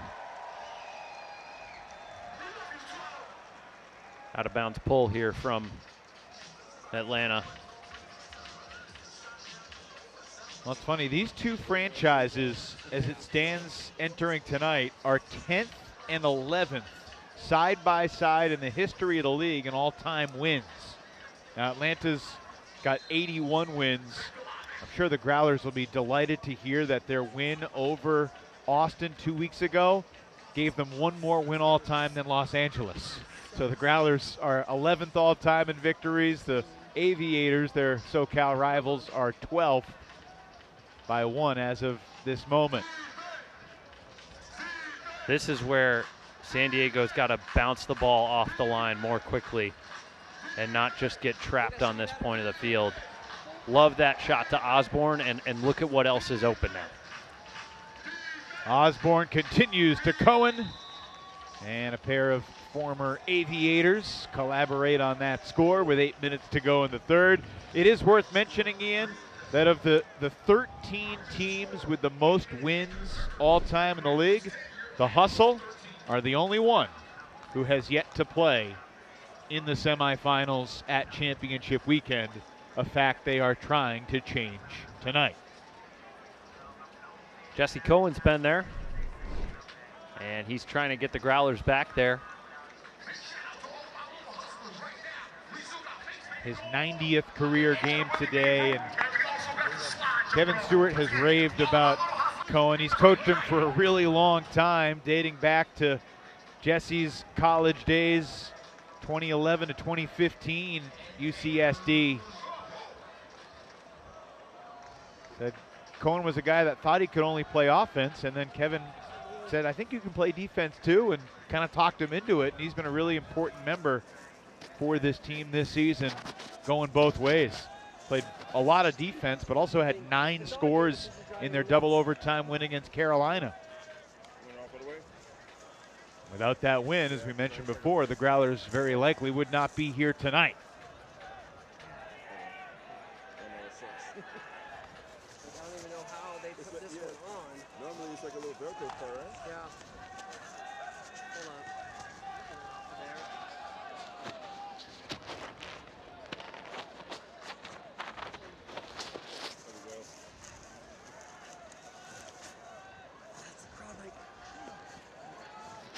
Deep shot, looking for Halsmeyer. It was underthrown and it's knocked away and intercepted by Samu. Gibson got the first tip. Samu took care of it. Chance for San Diego to get back within 2. You got 2 valuable timeouts at your disposal in the second half. You'd love to score without one. Osborne in the middle for Bryce Lazinski. Floating it to the doorstep. It's Gibson. Osborne. A lot of options. Plenty of traffic. Completion through the whistle. They play on. Sander resets. Another would have been foul if not for the completion. And the low throw is up or down. It's a San Diego score. Just barely. And the Growlers find their way back within 2.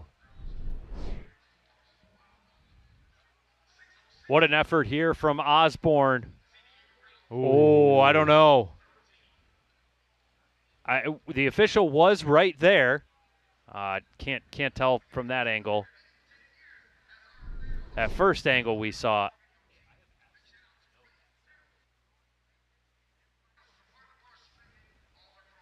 First angle we saw certainly looked down.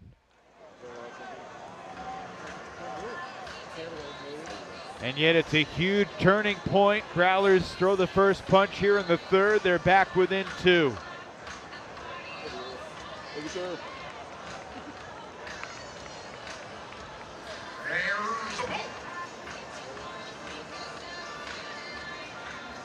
This is a big hold here for Atlanta. Really important 0 point. Just got to go out there and assert themselves. You may start recording again.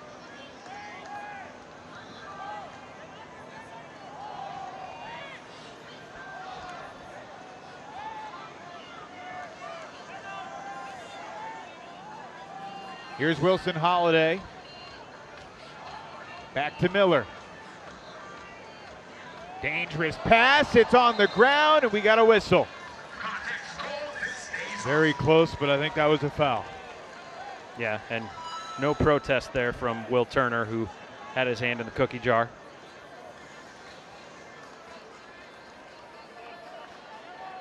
Clock continues to tick as they get oriented here toward 5 minutes to play in the third. Hustle with a 2-goal lead, trying to earn their first trip to championship weekend.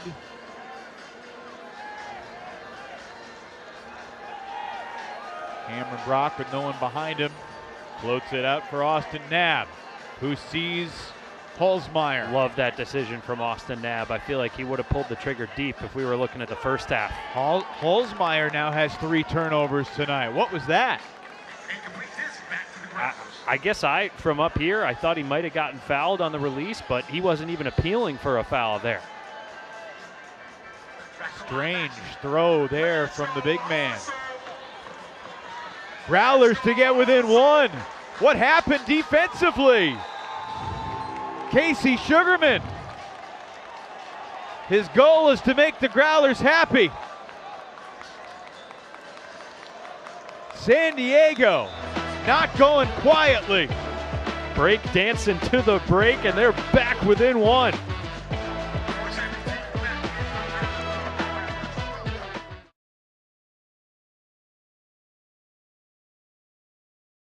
Are you kidding me? Goes up above everyone. Do it like that. Do it like that. Do it like that.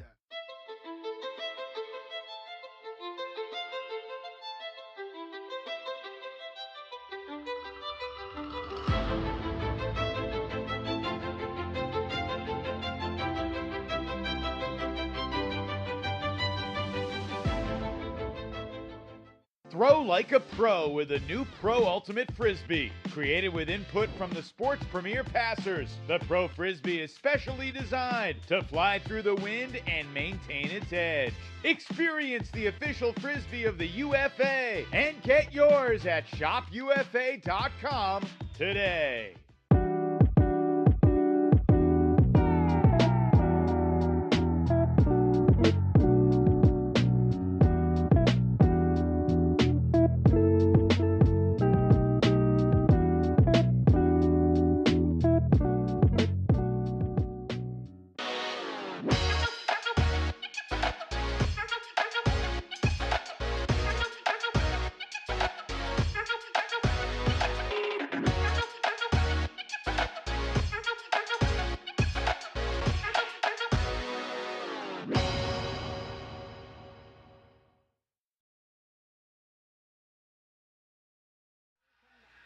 Back-to-back breaks for the Growlers. A 3-0 run to make it a 1-goal game again.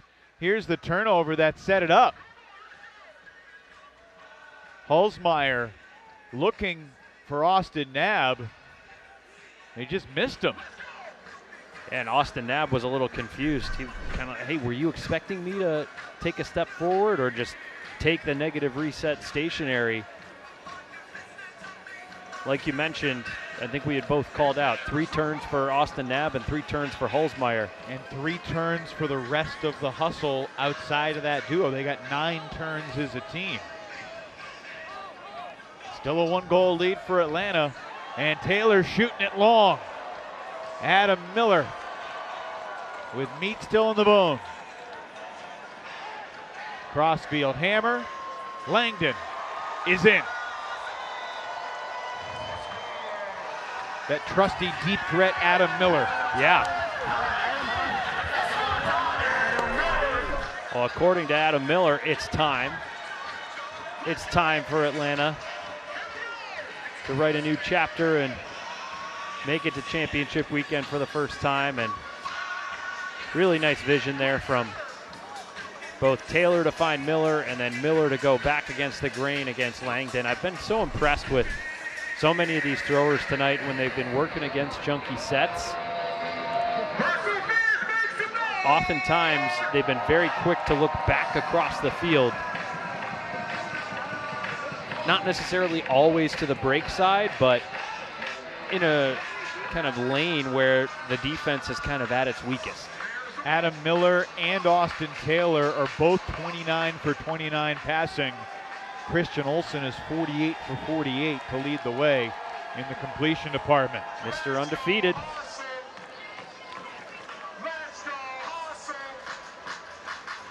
Growlers work it off the sideline. Brunker, clap catch there. Travis Dunn has been quiet, got hand blocked early by Fairley. Khalif El Salam to Jesse Cohen. Tight window reset, Dunn floats it, El Salam is there. First assist of the night. Michael Fairley wants a travel call on Dunn, and he's appealing to the refs, but the official's not going to give it to him. And, you know, hats off to you, Evan. I know you'd made 1 or 2 comments earlier, but I don't think we've made a big enough deal about what a good job, as you see Fairley pleading for the travel call there at the bottom of your screen. I don't think we've made a big enough deal about how strong a job Atlanta's done on limiting Travis Dunn's offensive production, at least in finishing and counting stats. He's still gotten some touches, but he hasn't been a threat in the red zone, and he hasn't gotten loose in the deep space. 15 completions, 1 throwaway, 1 assist now for Travis, after he was involved in 10 different scores directly 2 weeks ago. San Diego's D-line back on the field, trailing by 1. That a drop? Oh my goodness. Christian Olsen, undefeated no more. He hasn't lost this game yet, but from a mistake department, that's his first goof of the night. San Diego for the tie. 14 all. Late in the third in Atlanta.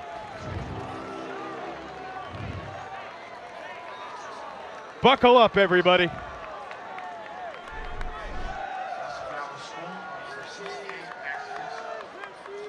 I mean, that's just a routine catch that he's made many a time.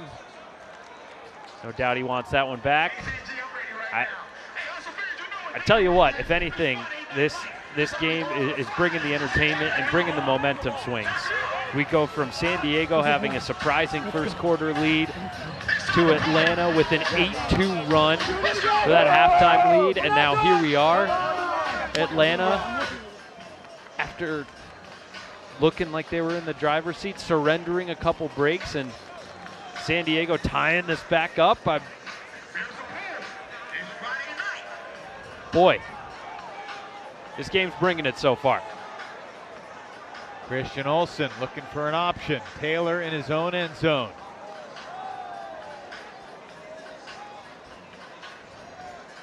Saggy defense here from San Diego. Austin Taylor trying to carve it up.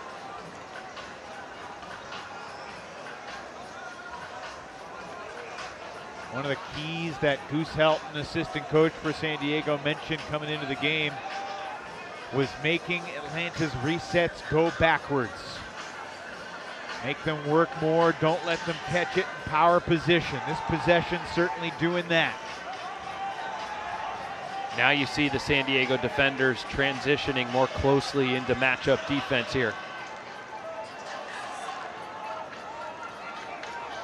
Here's Sean Connell, the former Salt Lake Shred. Back to Cam Brock, who spent over a decade with the AlleyCats.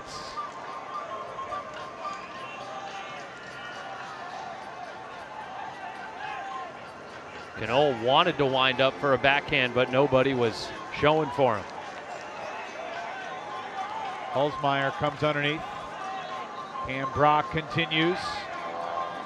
Cannell's going deep now, but it's a reset. This possession over 90 seconds old. Taylor bumped on the catch by Lazinski. Keeps it going to Olsen. Final minute here in the third quarter. And a bit of a super dump there to Brock. Unmarked for the moment, gets it to Olsen. Closer to pay dirt. And into the end zone for Cannell. Perhaps the most patient possession of the night from the Atlanta Hustle to retake a one-goal lead. Look, and you think about the turnovers that Atlanta's had all night long, many of them coming on deep shots or tight, skinny window up lines. And I think if I'm the Atlanta coaching staff talking to this group coming off the field, look at that possession. They can't hang with you if you just take the easy, simple, systematic option. It's not sexy. It's not highlight generating, but you've established yourself as such a credible threat in the deep space, and when you use the width of the field, that they're respecting you when you start to sell a deep cut, and that's opening up easier underneaths and easier slash cuts. And I think Atlanta has to get its offense to believe in that and emphasize that down the stretch here. San Diego will receive to start the fourth quarter on offense. What will the score be when they do?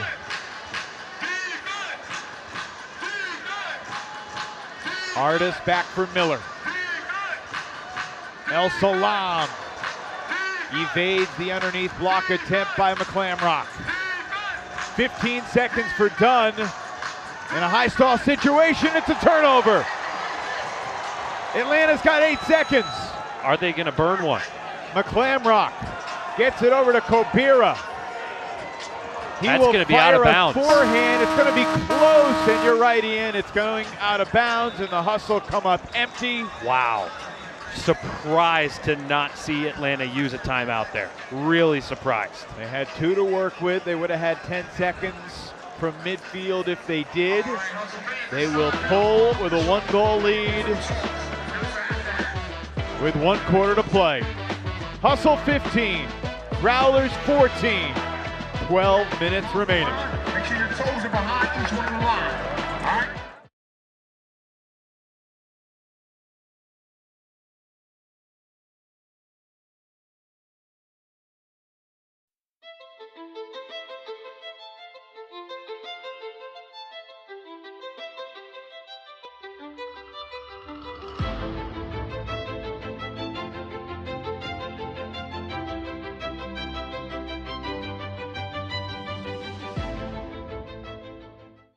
On the green stage, huge bid, gets the touch. Great opportunity for the Germans, and they break with ease. Throw it the full 80 yards to the field. Are you kidding me? And an incredible catch. Are you kidding me? Oh my God!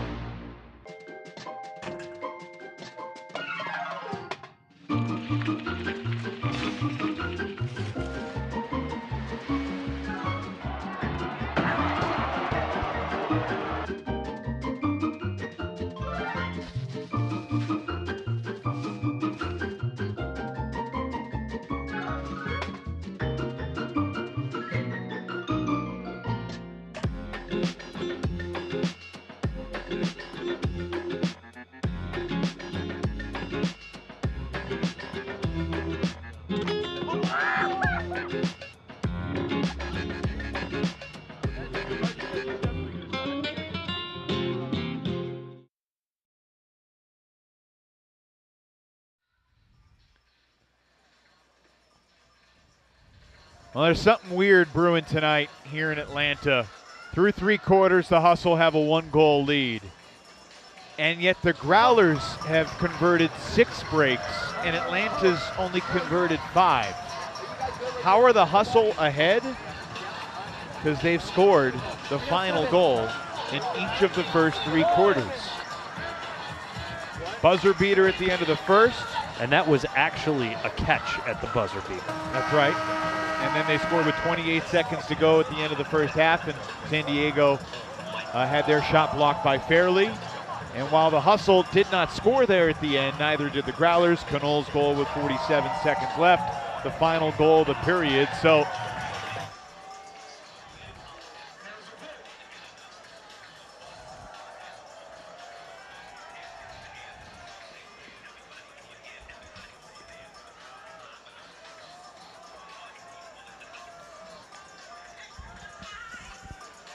Growlers looking for the tie.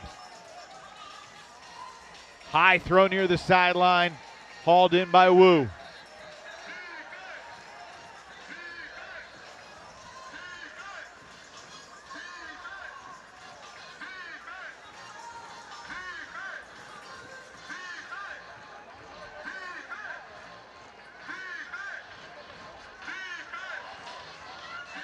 Wu able to keep it alive despite the bid from Taylor. And then Casey Wu, not in yet. Resets to Osborne. And it's blocked in the reset space by McClamrock. How does he do that so often? Just as I was about to say how important it was that San Diego was getting the disc off the line out of that trap scenario quickly, McClamrock getting the block.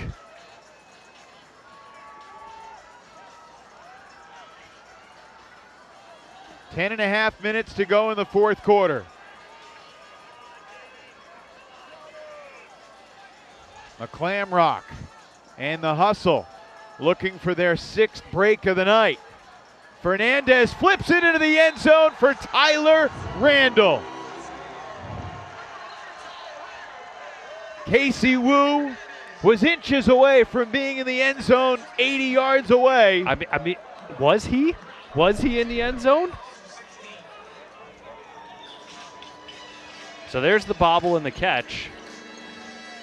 And excellent work there by McClamrock getting... Second effort, he needed it. Yeah. Getting his hand on the disc not once but twice, and then throwing the hockey assist there.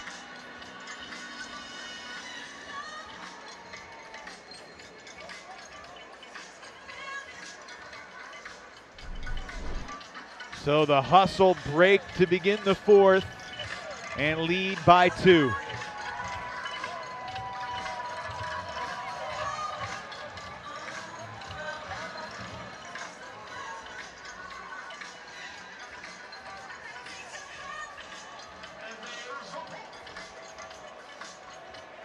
A lot of pressure on San Diego here, and a subpar pull from Atlanta. Normally, if they only pull the half field, that's going to be a roller on the sideline. And Tran got fouled there, but no Khalif El Salam, no Travis Dunn, no Daniel Brunker on this point for San Diego. Could be the most important no point of their season. Try to get it back to a 1-goal game.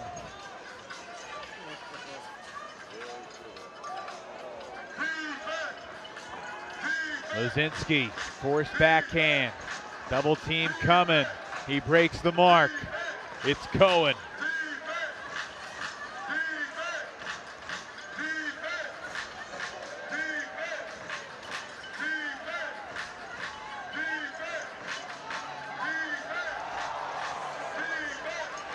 Lozinski, backhand reset for Tran.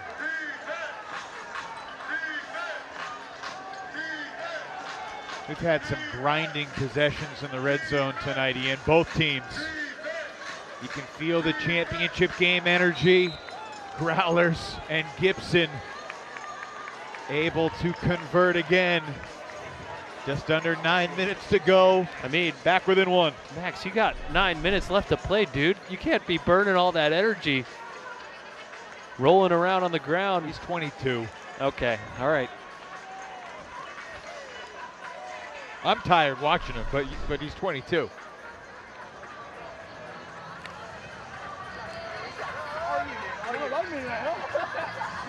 Throughout all of the Atlanta Hustle's preseason training camps, they do a drill called pressure cooker.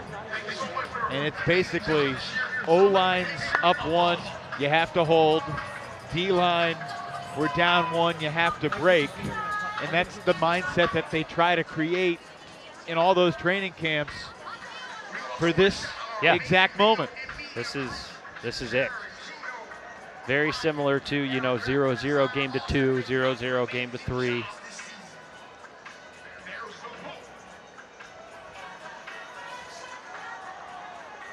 Here's Dunn out there for a D point. Holzmeyer tried to pivot through the double team, gets rid of it to Taylor. Austin, not as big of a wingspan, obviously. Double team trap and a hammer over the top, and it's deflected. Max Hume gets the block for San Diego. Deep shot immediately, and it's off the fingertips of Casey Sugarman in the end zone. San Diego got the turn it wanted, and it got a really high quality look. Sugarman with a step, and I don't think Austin Knapp ever touched the disc. It was just enough pressure being in the area to prevent Sugarman from making a clean, uncontested catch. Second time tonight, Casey Sugarman should have made a grab in the end zone. Couldn't come down with it. Full moon overhead here in Atlanta.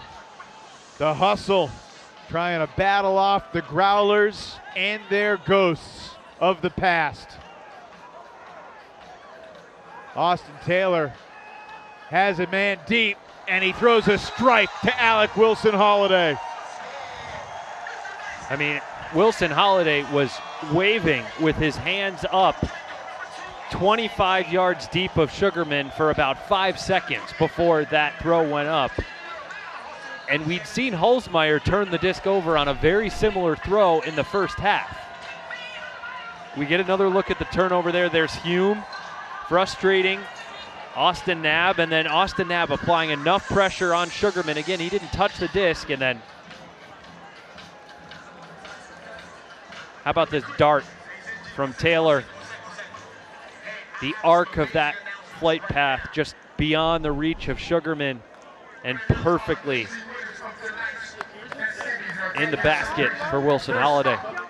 I cannot believe how fortunate the Hustle are to be up by 2 right now. Yeah. Casey Wu is inches away from tying the game. Casey Sugarman was one clean catch away from tying the game. And it's back to a 2-score game.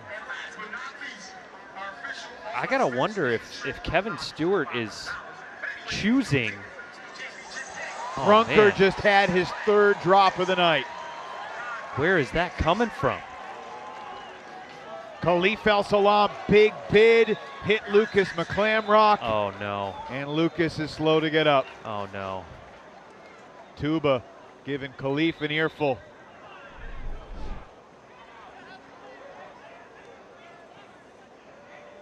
Oh, he comes down on his right leg. Khalif caught the knee on the way by. You could see him signaling foul. Clock stopped with 6:50 to play.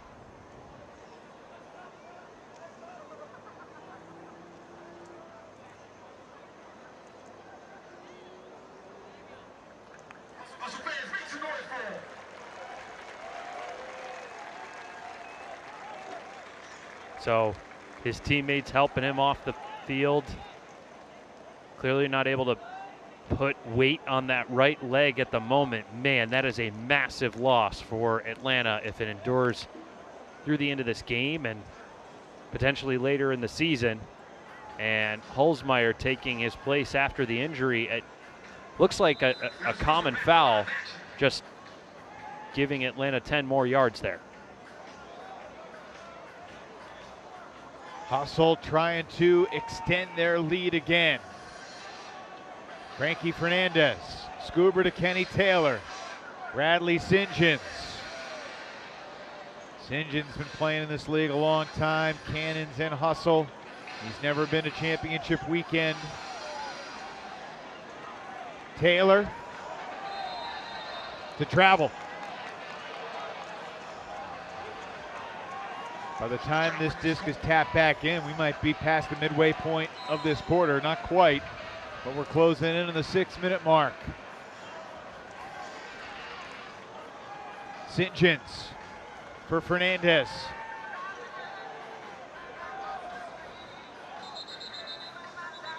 Timeout, Atlanta. 5:52 to play.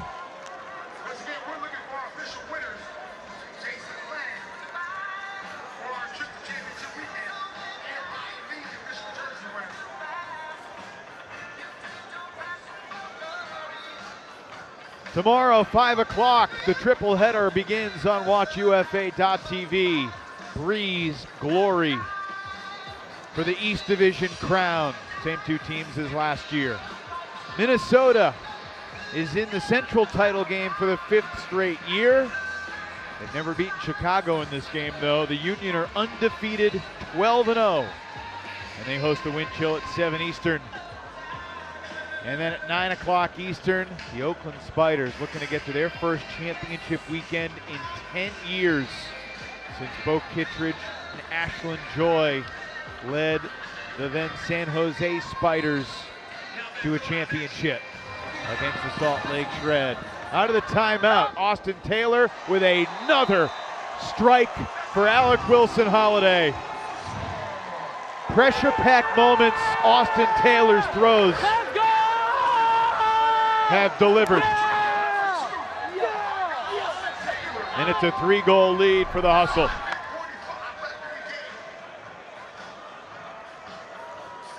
Boy, he was awfully close to not being fully in the end zone, and I was surprised at how quickly and confidently he fully spiked that.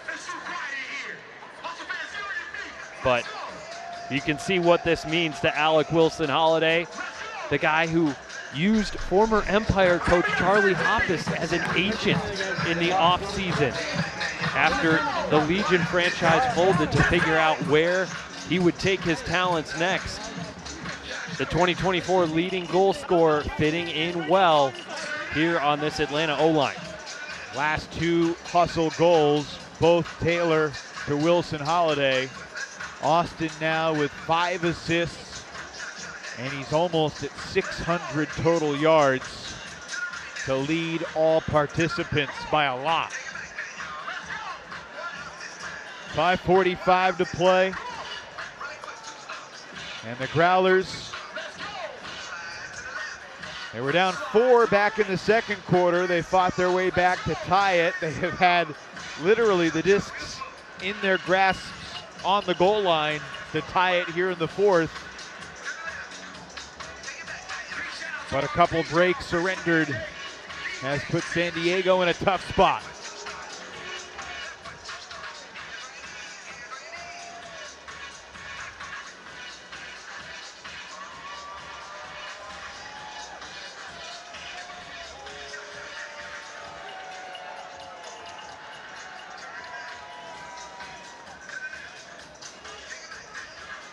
Feels like a pretty steep hill for San Diego to climb here with just under 6 minutes left.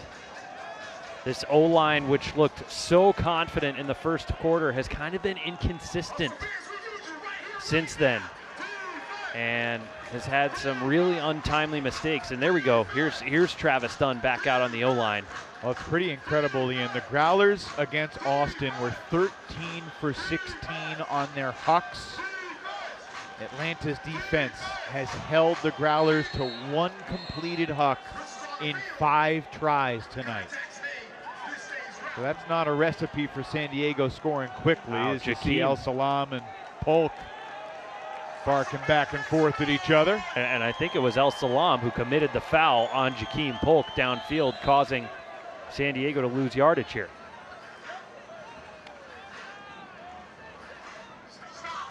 Dunn underneath, marked by Fairley. We get another whistle, and it's a contact call against the Growlers again. I'm not sure which receiver committed the infraction. I mean, a lot of Growler receivers are struggling to get open against the blanket coverage downfield. El Salam. Dangerous throw. Kobira was hunting. Here's Miller launching deep. Travis Dunn looked over his shoulder, surrounded by Fairley and Ramsey. And there's an incomplete pass. Take your pick as to who gets the block or whether it was a Dunn drop.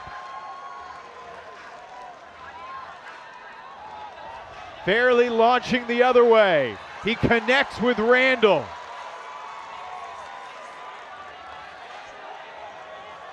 Hustle sideline is ready to erupt if Atlanta can convert what would be their 3rd break here in the 4th quarter. Ramsey. Oh, he had Poe. Yeah, why wasn't he hitting him? Polk hits him. Polk to Poe for a 4-goal lead here in the 4th.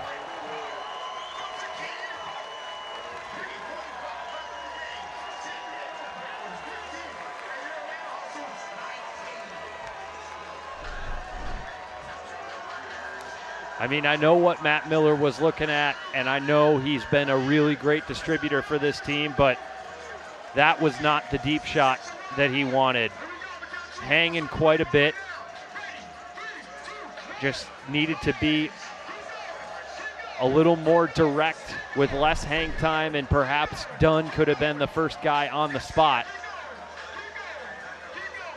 And this feels like the nail in the coffin at this point. A 4-goal margin with 3:45 left. Atlanta has earned this. They've capitalized on San Diego mistakes and forced a few turns. And San Diego regrouping at midfield here. Looks like the Growlers have elected to use one of their final timeouts. You know, coming into this game, coaches stress out about all the decisions that they have to make in terms of who's in the lineup, who's your 19th and 20th guys. And for Atlanta, you know, Michael Poe only played 4 games during the regular season. He registered 1 block in 3 of the 4 games, but he's been really good tonight. 2 goals and a block for the D-line. He's been open a lot. Yep. Young guy ready for this big stage, and the decision to play him over, any number of other talented, capable guys like Trip Crowley or Coleman Tapero or Tanner Robinson or Elijah Jaime or Bradley Fleming. I mean, there's a lot of talent that have helped the Hustle win a lot of games that aren't among the active 20 tonight. Poe proving the coach is right, showing that the confidence in him is well earned.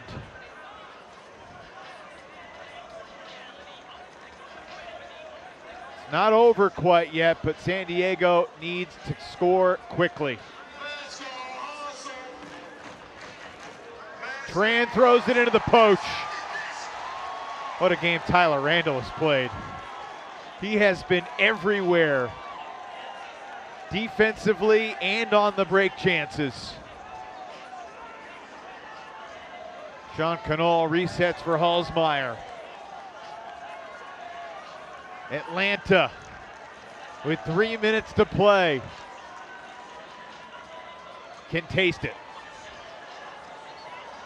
Jump ball, Halsmeyer takes care of it. St. John's taking their time. Hustle closing in on a celebration that has been years in the making. Taylor with a layout to keep it alive. Hustle were down 2 early, but they're up 5 late. It's their largest lead of the night with 2:26 to play.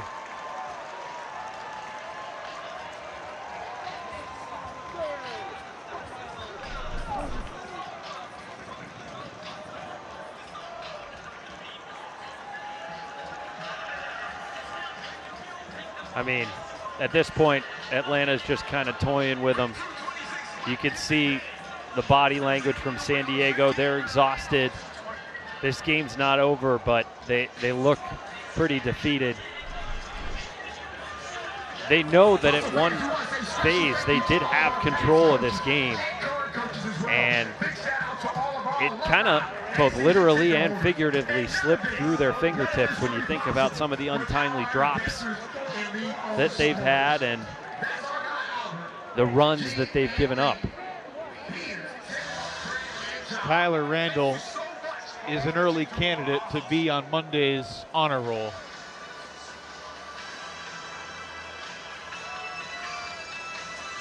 Three goals, 1 assist, 2 blocks, no turns.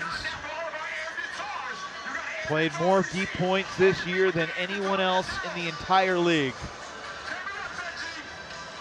An unsung hero for the Hustle if ever there was.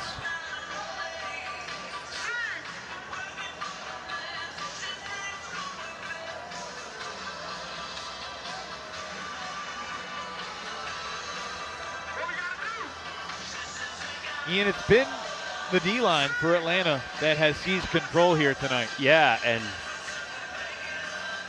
you think about the handful of turns from the O-line stalwarts, and they kind of put Atlanta in a hole earlier on, but the fact that this group...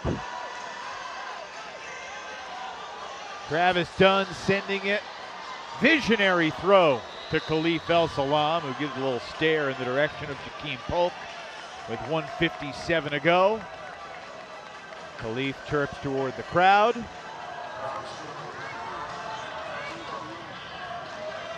Atlanta fans are going to have the last word here tonight. Let's go. Yeah.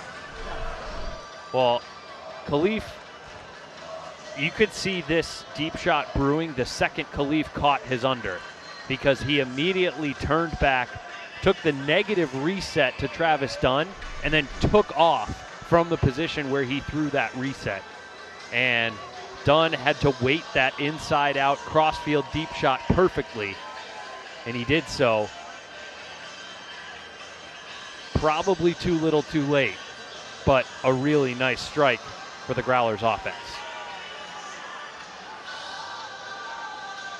4-goal game with 2 minutes to go. Growlers need 1 break every 29 seconds. it would be an all-time comeback. You know, Hulsmeyer being the big man, picking up against these double teams and hammering out of them as we've seen him do. Or Scoobering. Kind of reminds me of John Lithio filling that role a couple years ago on the Empire. Langdon, is he in? Yes, he is. Fancy footwork on the goal line. Punt spike celebration. All smiles for the Atlanta Hustle with 1:28 remaining.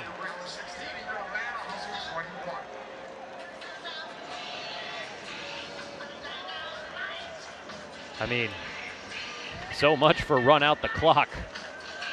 Atlanta just wants to pour it on. Hey, Ian, I'm curious to ask you, the Hustle get this win tonight. Such a monkey off their back. Yeah. And yet, there's still a lot of work to be done. How do you balance the thrill of the moment with the reality, yet things are not quite finished? Can we talk to Tuba Benson Jaja after the game and see how he feels about that? I'm interested in hearing what this group's post-game comments are, just to kind of understand their mentality. I think they've got to appreciate that they have the potential to do more than just get over this hump and make history with a championship. The potential, the talent, the pedigree is there as San Diego gets another perhaps meaningless score. Some late empty calories for Travis Dunn. Yeah. I think that's all in the mindset and the preparation over the next 2 weeks. I think this group can kind of really savor and soak everything in tonight, maybe tomorrow. And then the next 2 weeks, you gotta shift past this game. This can be a confidence builder. It's funny, this isn't a perfect parallel, and it's kind of embarrassing, but I remember my junior year of college, our team qualified for college nationals for the second time in program history. And what did all the seniors do in the month between college nationals? I beg your pardon, college regionals and college nationals? They went on beach week and they partied a ton. Hey, we made it back to nationals. Look at us. And what did we do at nationals? We came out and we crapped the bed. This team, I don't think the leadership group would allow a team like this to behave like that in the coming 2 weeks. No. As long as they stick to their practice habits and their preparation, I think they're going to be in really good shape. Carl Eckwertzel, back of the end zone. He's inbounds.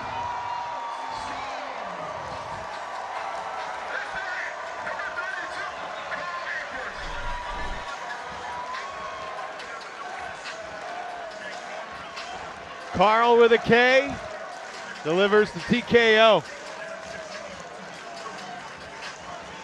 Hustle by 5. In the Tuesday toss a few days ago, my prediction for this game was 21-17, so I'm a little disappointed that Atlanta didn't just run out the clock there. But still feels pretty good to be close. And we'll see what happens here the rest of the night and the rest of the weekend. Hustle fans have been waiting for this for a long time. They were in control up in New York 4 years ago. Let it slip away to Jack Williams and Ryan Osgar and Ben Yacht, Jeff Babbitt and the Empire. Austin lost a regular season game Atlanta lost a regular season game at Austin in 2022 that basically cost them the playoffs. They didn't make it. 23, double overtime loss here against the Soul. Last year the Flyers got the better of them. Growlers get back within 4 with 12.9 seconds remaining.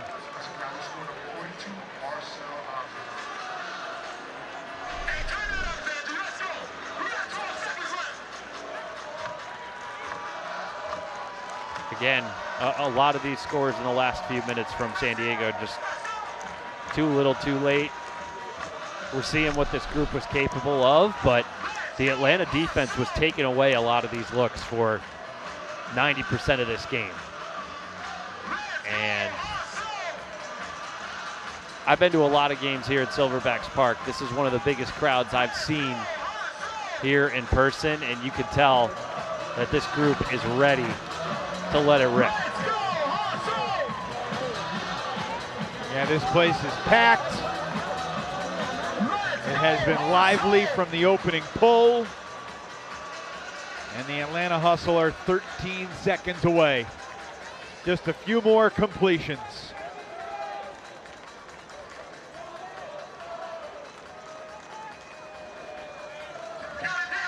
Adam Miller gets it to Hulsmeyer. Reset to Austin Knabb. Brett Hulsmeyer has the disc in his hands. And for the first time in franchise history, the Atlanta Hustle are on their way to championship weekend.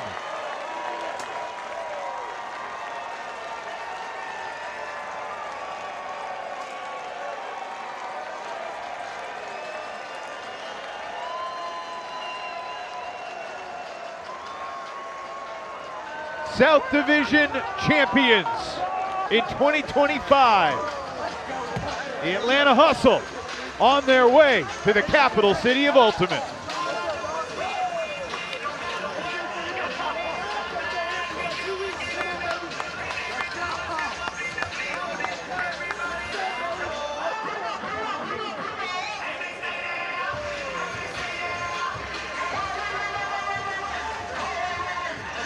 No doubt San Diego made Atlanta earn this. The Growlers had the momentum at the end of the first quarter. They really punched back in the third quarter, but they just really couldn't sustain that effort over the course of 4 quarters. And, you know, for all the talk about how potent Atlanta's offense is, that group made some mistakes, especially in the first half. And it was really Atlanta's defense down the stretch that generated some turnovers on its own, but was really efficient in punishing the San Diego turnovers, especially in the second half.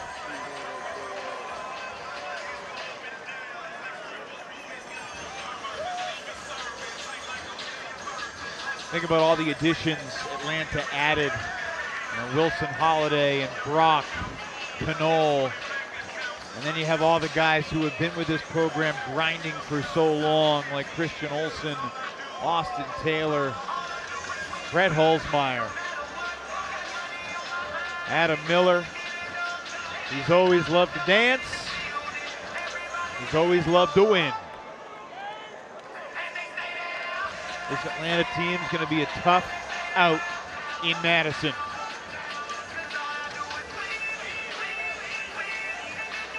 They finished the night with 11 turnovers. I think they had 5 in the first quarter, 7 in the first half. But their offense found its form, and Atlanta with 4 breaks in the fourth quarter to put the game away. San Diego Growlers, their first season in the UFA South Division. They will finish their campaign 8-6. Their 3rd playoff win in franchise history at Austin 2 weeks ago. But tonight was Atlanta's night. Hustle finished this evening 14 for 14 in the red zone. The Hucks weren't clicking like they always would, but Atlanta gets the job done. Austin Taylor finished the game with 41 completions with just 1 throw away. Adam Miller, 43 for 43. Wasn't Brett Hulsmeyer's best night, but he still made some big plays. And I can't wait to hear from Brett. He's standing by with Grace Buelow. Thanks, Evan. Brett, what does this win mean to you and your team? It means so much. I mean, like, it's years coming to, like, get here. I mean, you know, like, it's one of those funny things where, like, you know, all the years of, like, losing in these close games just make it feel so much better when you get there. Yeah. It's pretty great. What has it been like having Tuba as a coach these past 3 years? It's been great.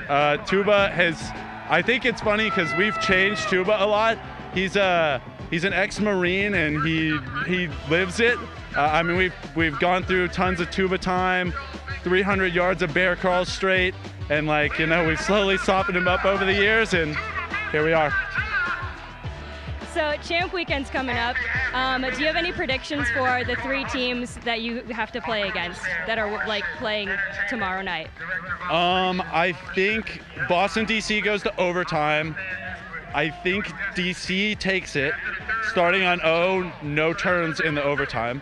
I think Chicago's going to take their division, and then I think the Oakland guys coming off like a finals at US Open with a revolver are feeling pretty good. I think they might take them by like 1 or 2. 1 or 2. Yeah. Perfect. All right. Last question. How are you feeling personally about Champ Weekend? I mean, amazing. You know, like we've set that weekend aside as like we're ready, we're going there for, you know, years, and it's really nice to actually use that. Amazing. Thank you so much, Brett. Back to the booth. I like Brett getting in the weeds there in his prediction. Not just DC over Boston, but overtime, starting on offense. Very specific. That's how detailed they are here in Atlanta. Interesting that Brett's got the presence of mind to be able to contemplate all of that when you think about the weight of what's been lifted off his shoulders and those of his teammates as friends and family and fans now get to join in on the celebration. Think about all the sacrifices that the players' families have made over the past couple of years to be a part of their success and the opportunity for them to represent their city here. What a scene here at Silverbacks Park in Atlanta. After experiencing the lowest lows and the most painful postseason heartbreak, the Atlanta Hustle are the South Division Kings and celebrating with their fans, and they will turn the page after a fun Friday night to get ready for the semifinals at Breeze Stevens Field in Madison. San Diego brought the fire, and they threw their fair share of bullseyes early. They jumped in front by 2 in the first. Atlanta fought their way back, led by as many as 4 in the second. And yet we were tied late in the third. It was a 1-goal game going to the fourth. Red Holzmeyer, LFG, to paraphrase his words to the Hustle Huddle. And at the end of the night, Atlanta solid offensively, aggressive defensively. The Hustle, for the first time, are South Division champions. They take down the Growlers 22-18. We'll see Atlanta championship weekend. For Ian Toner and our entire crew, Evan Lepler saying good night. Thanks for watching Friday Night Frisbee.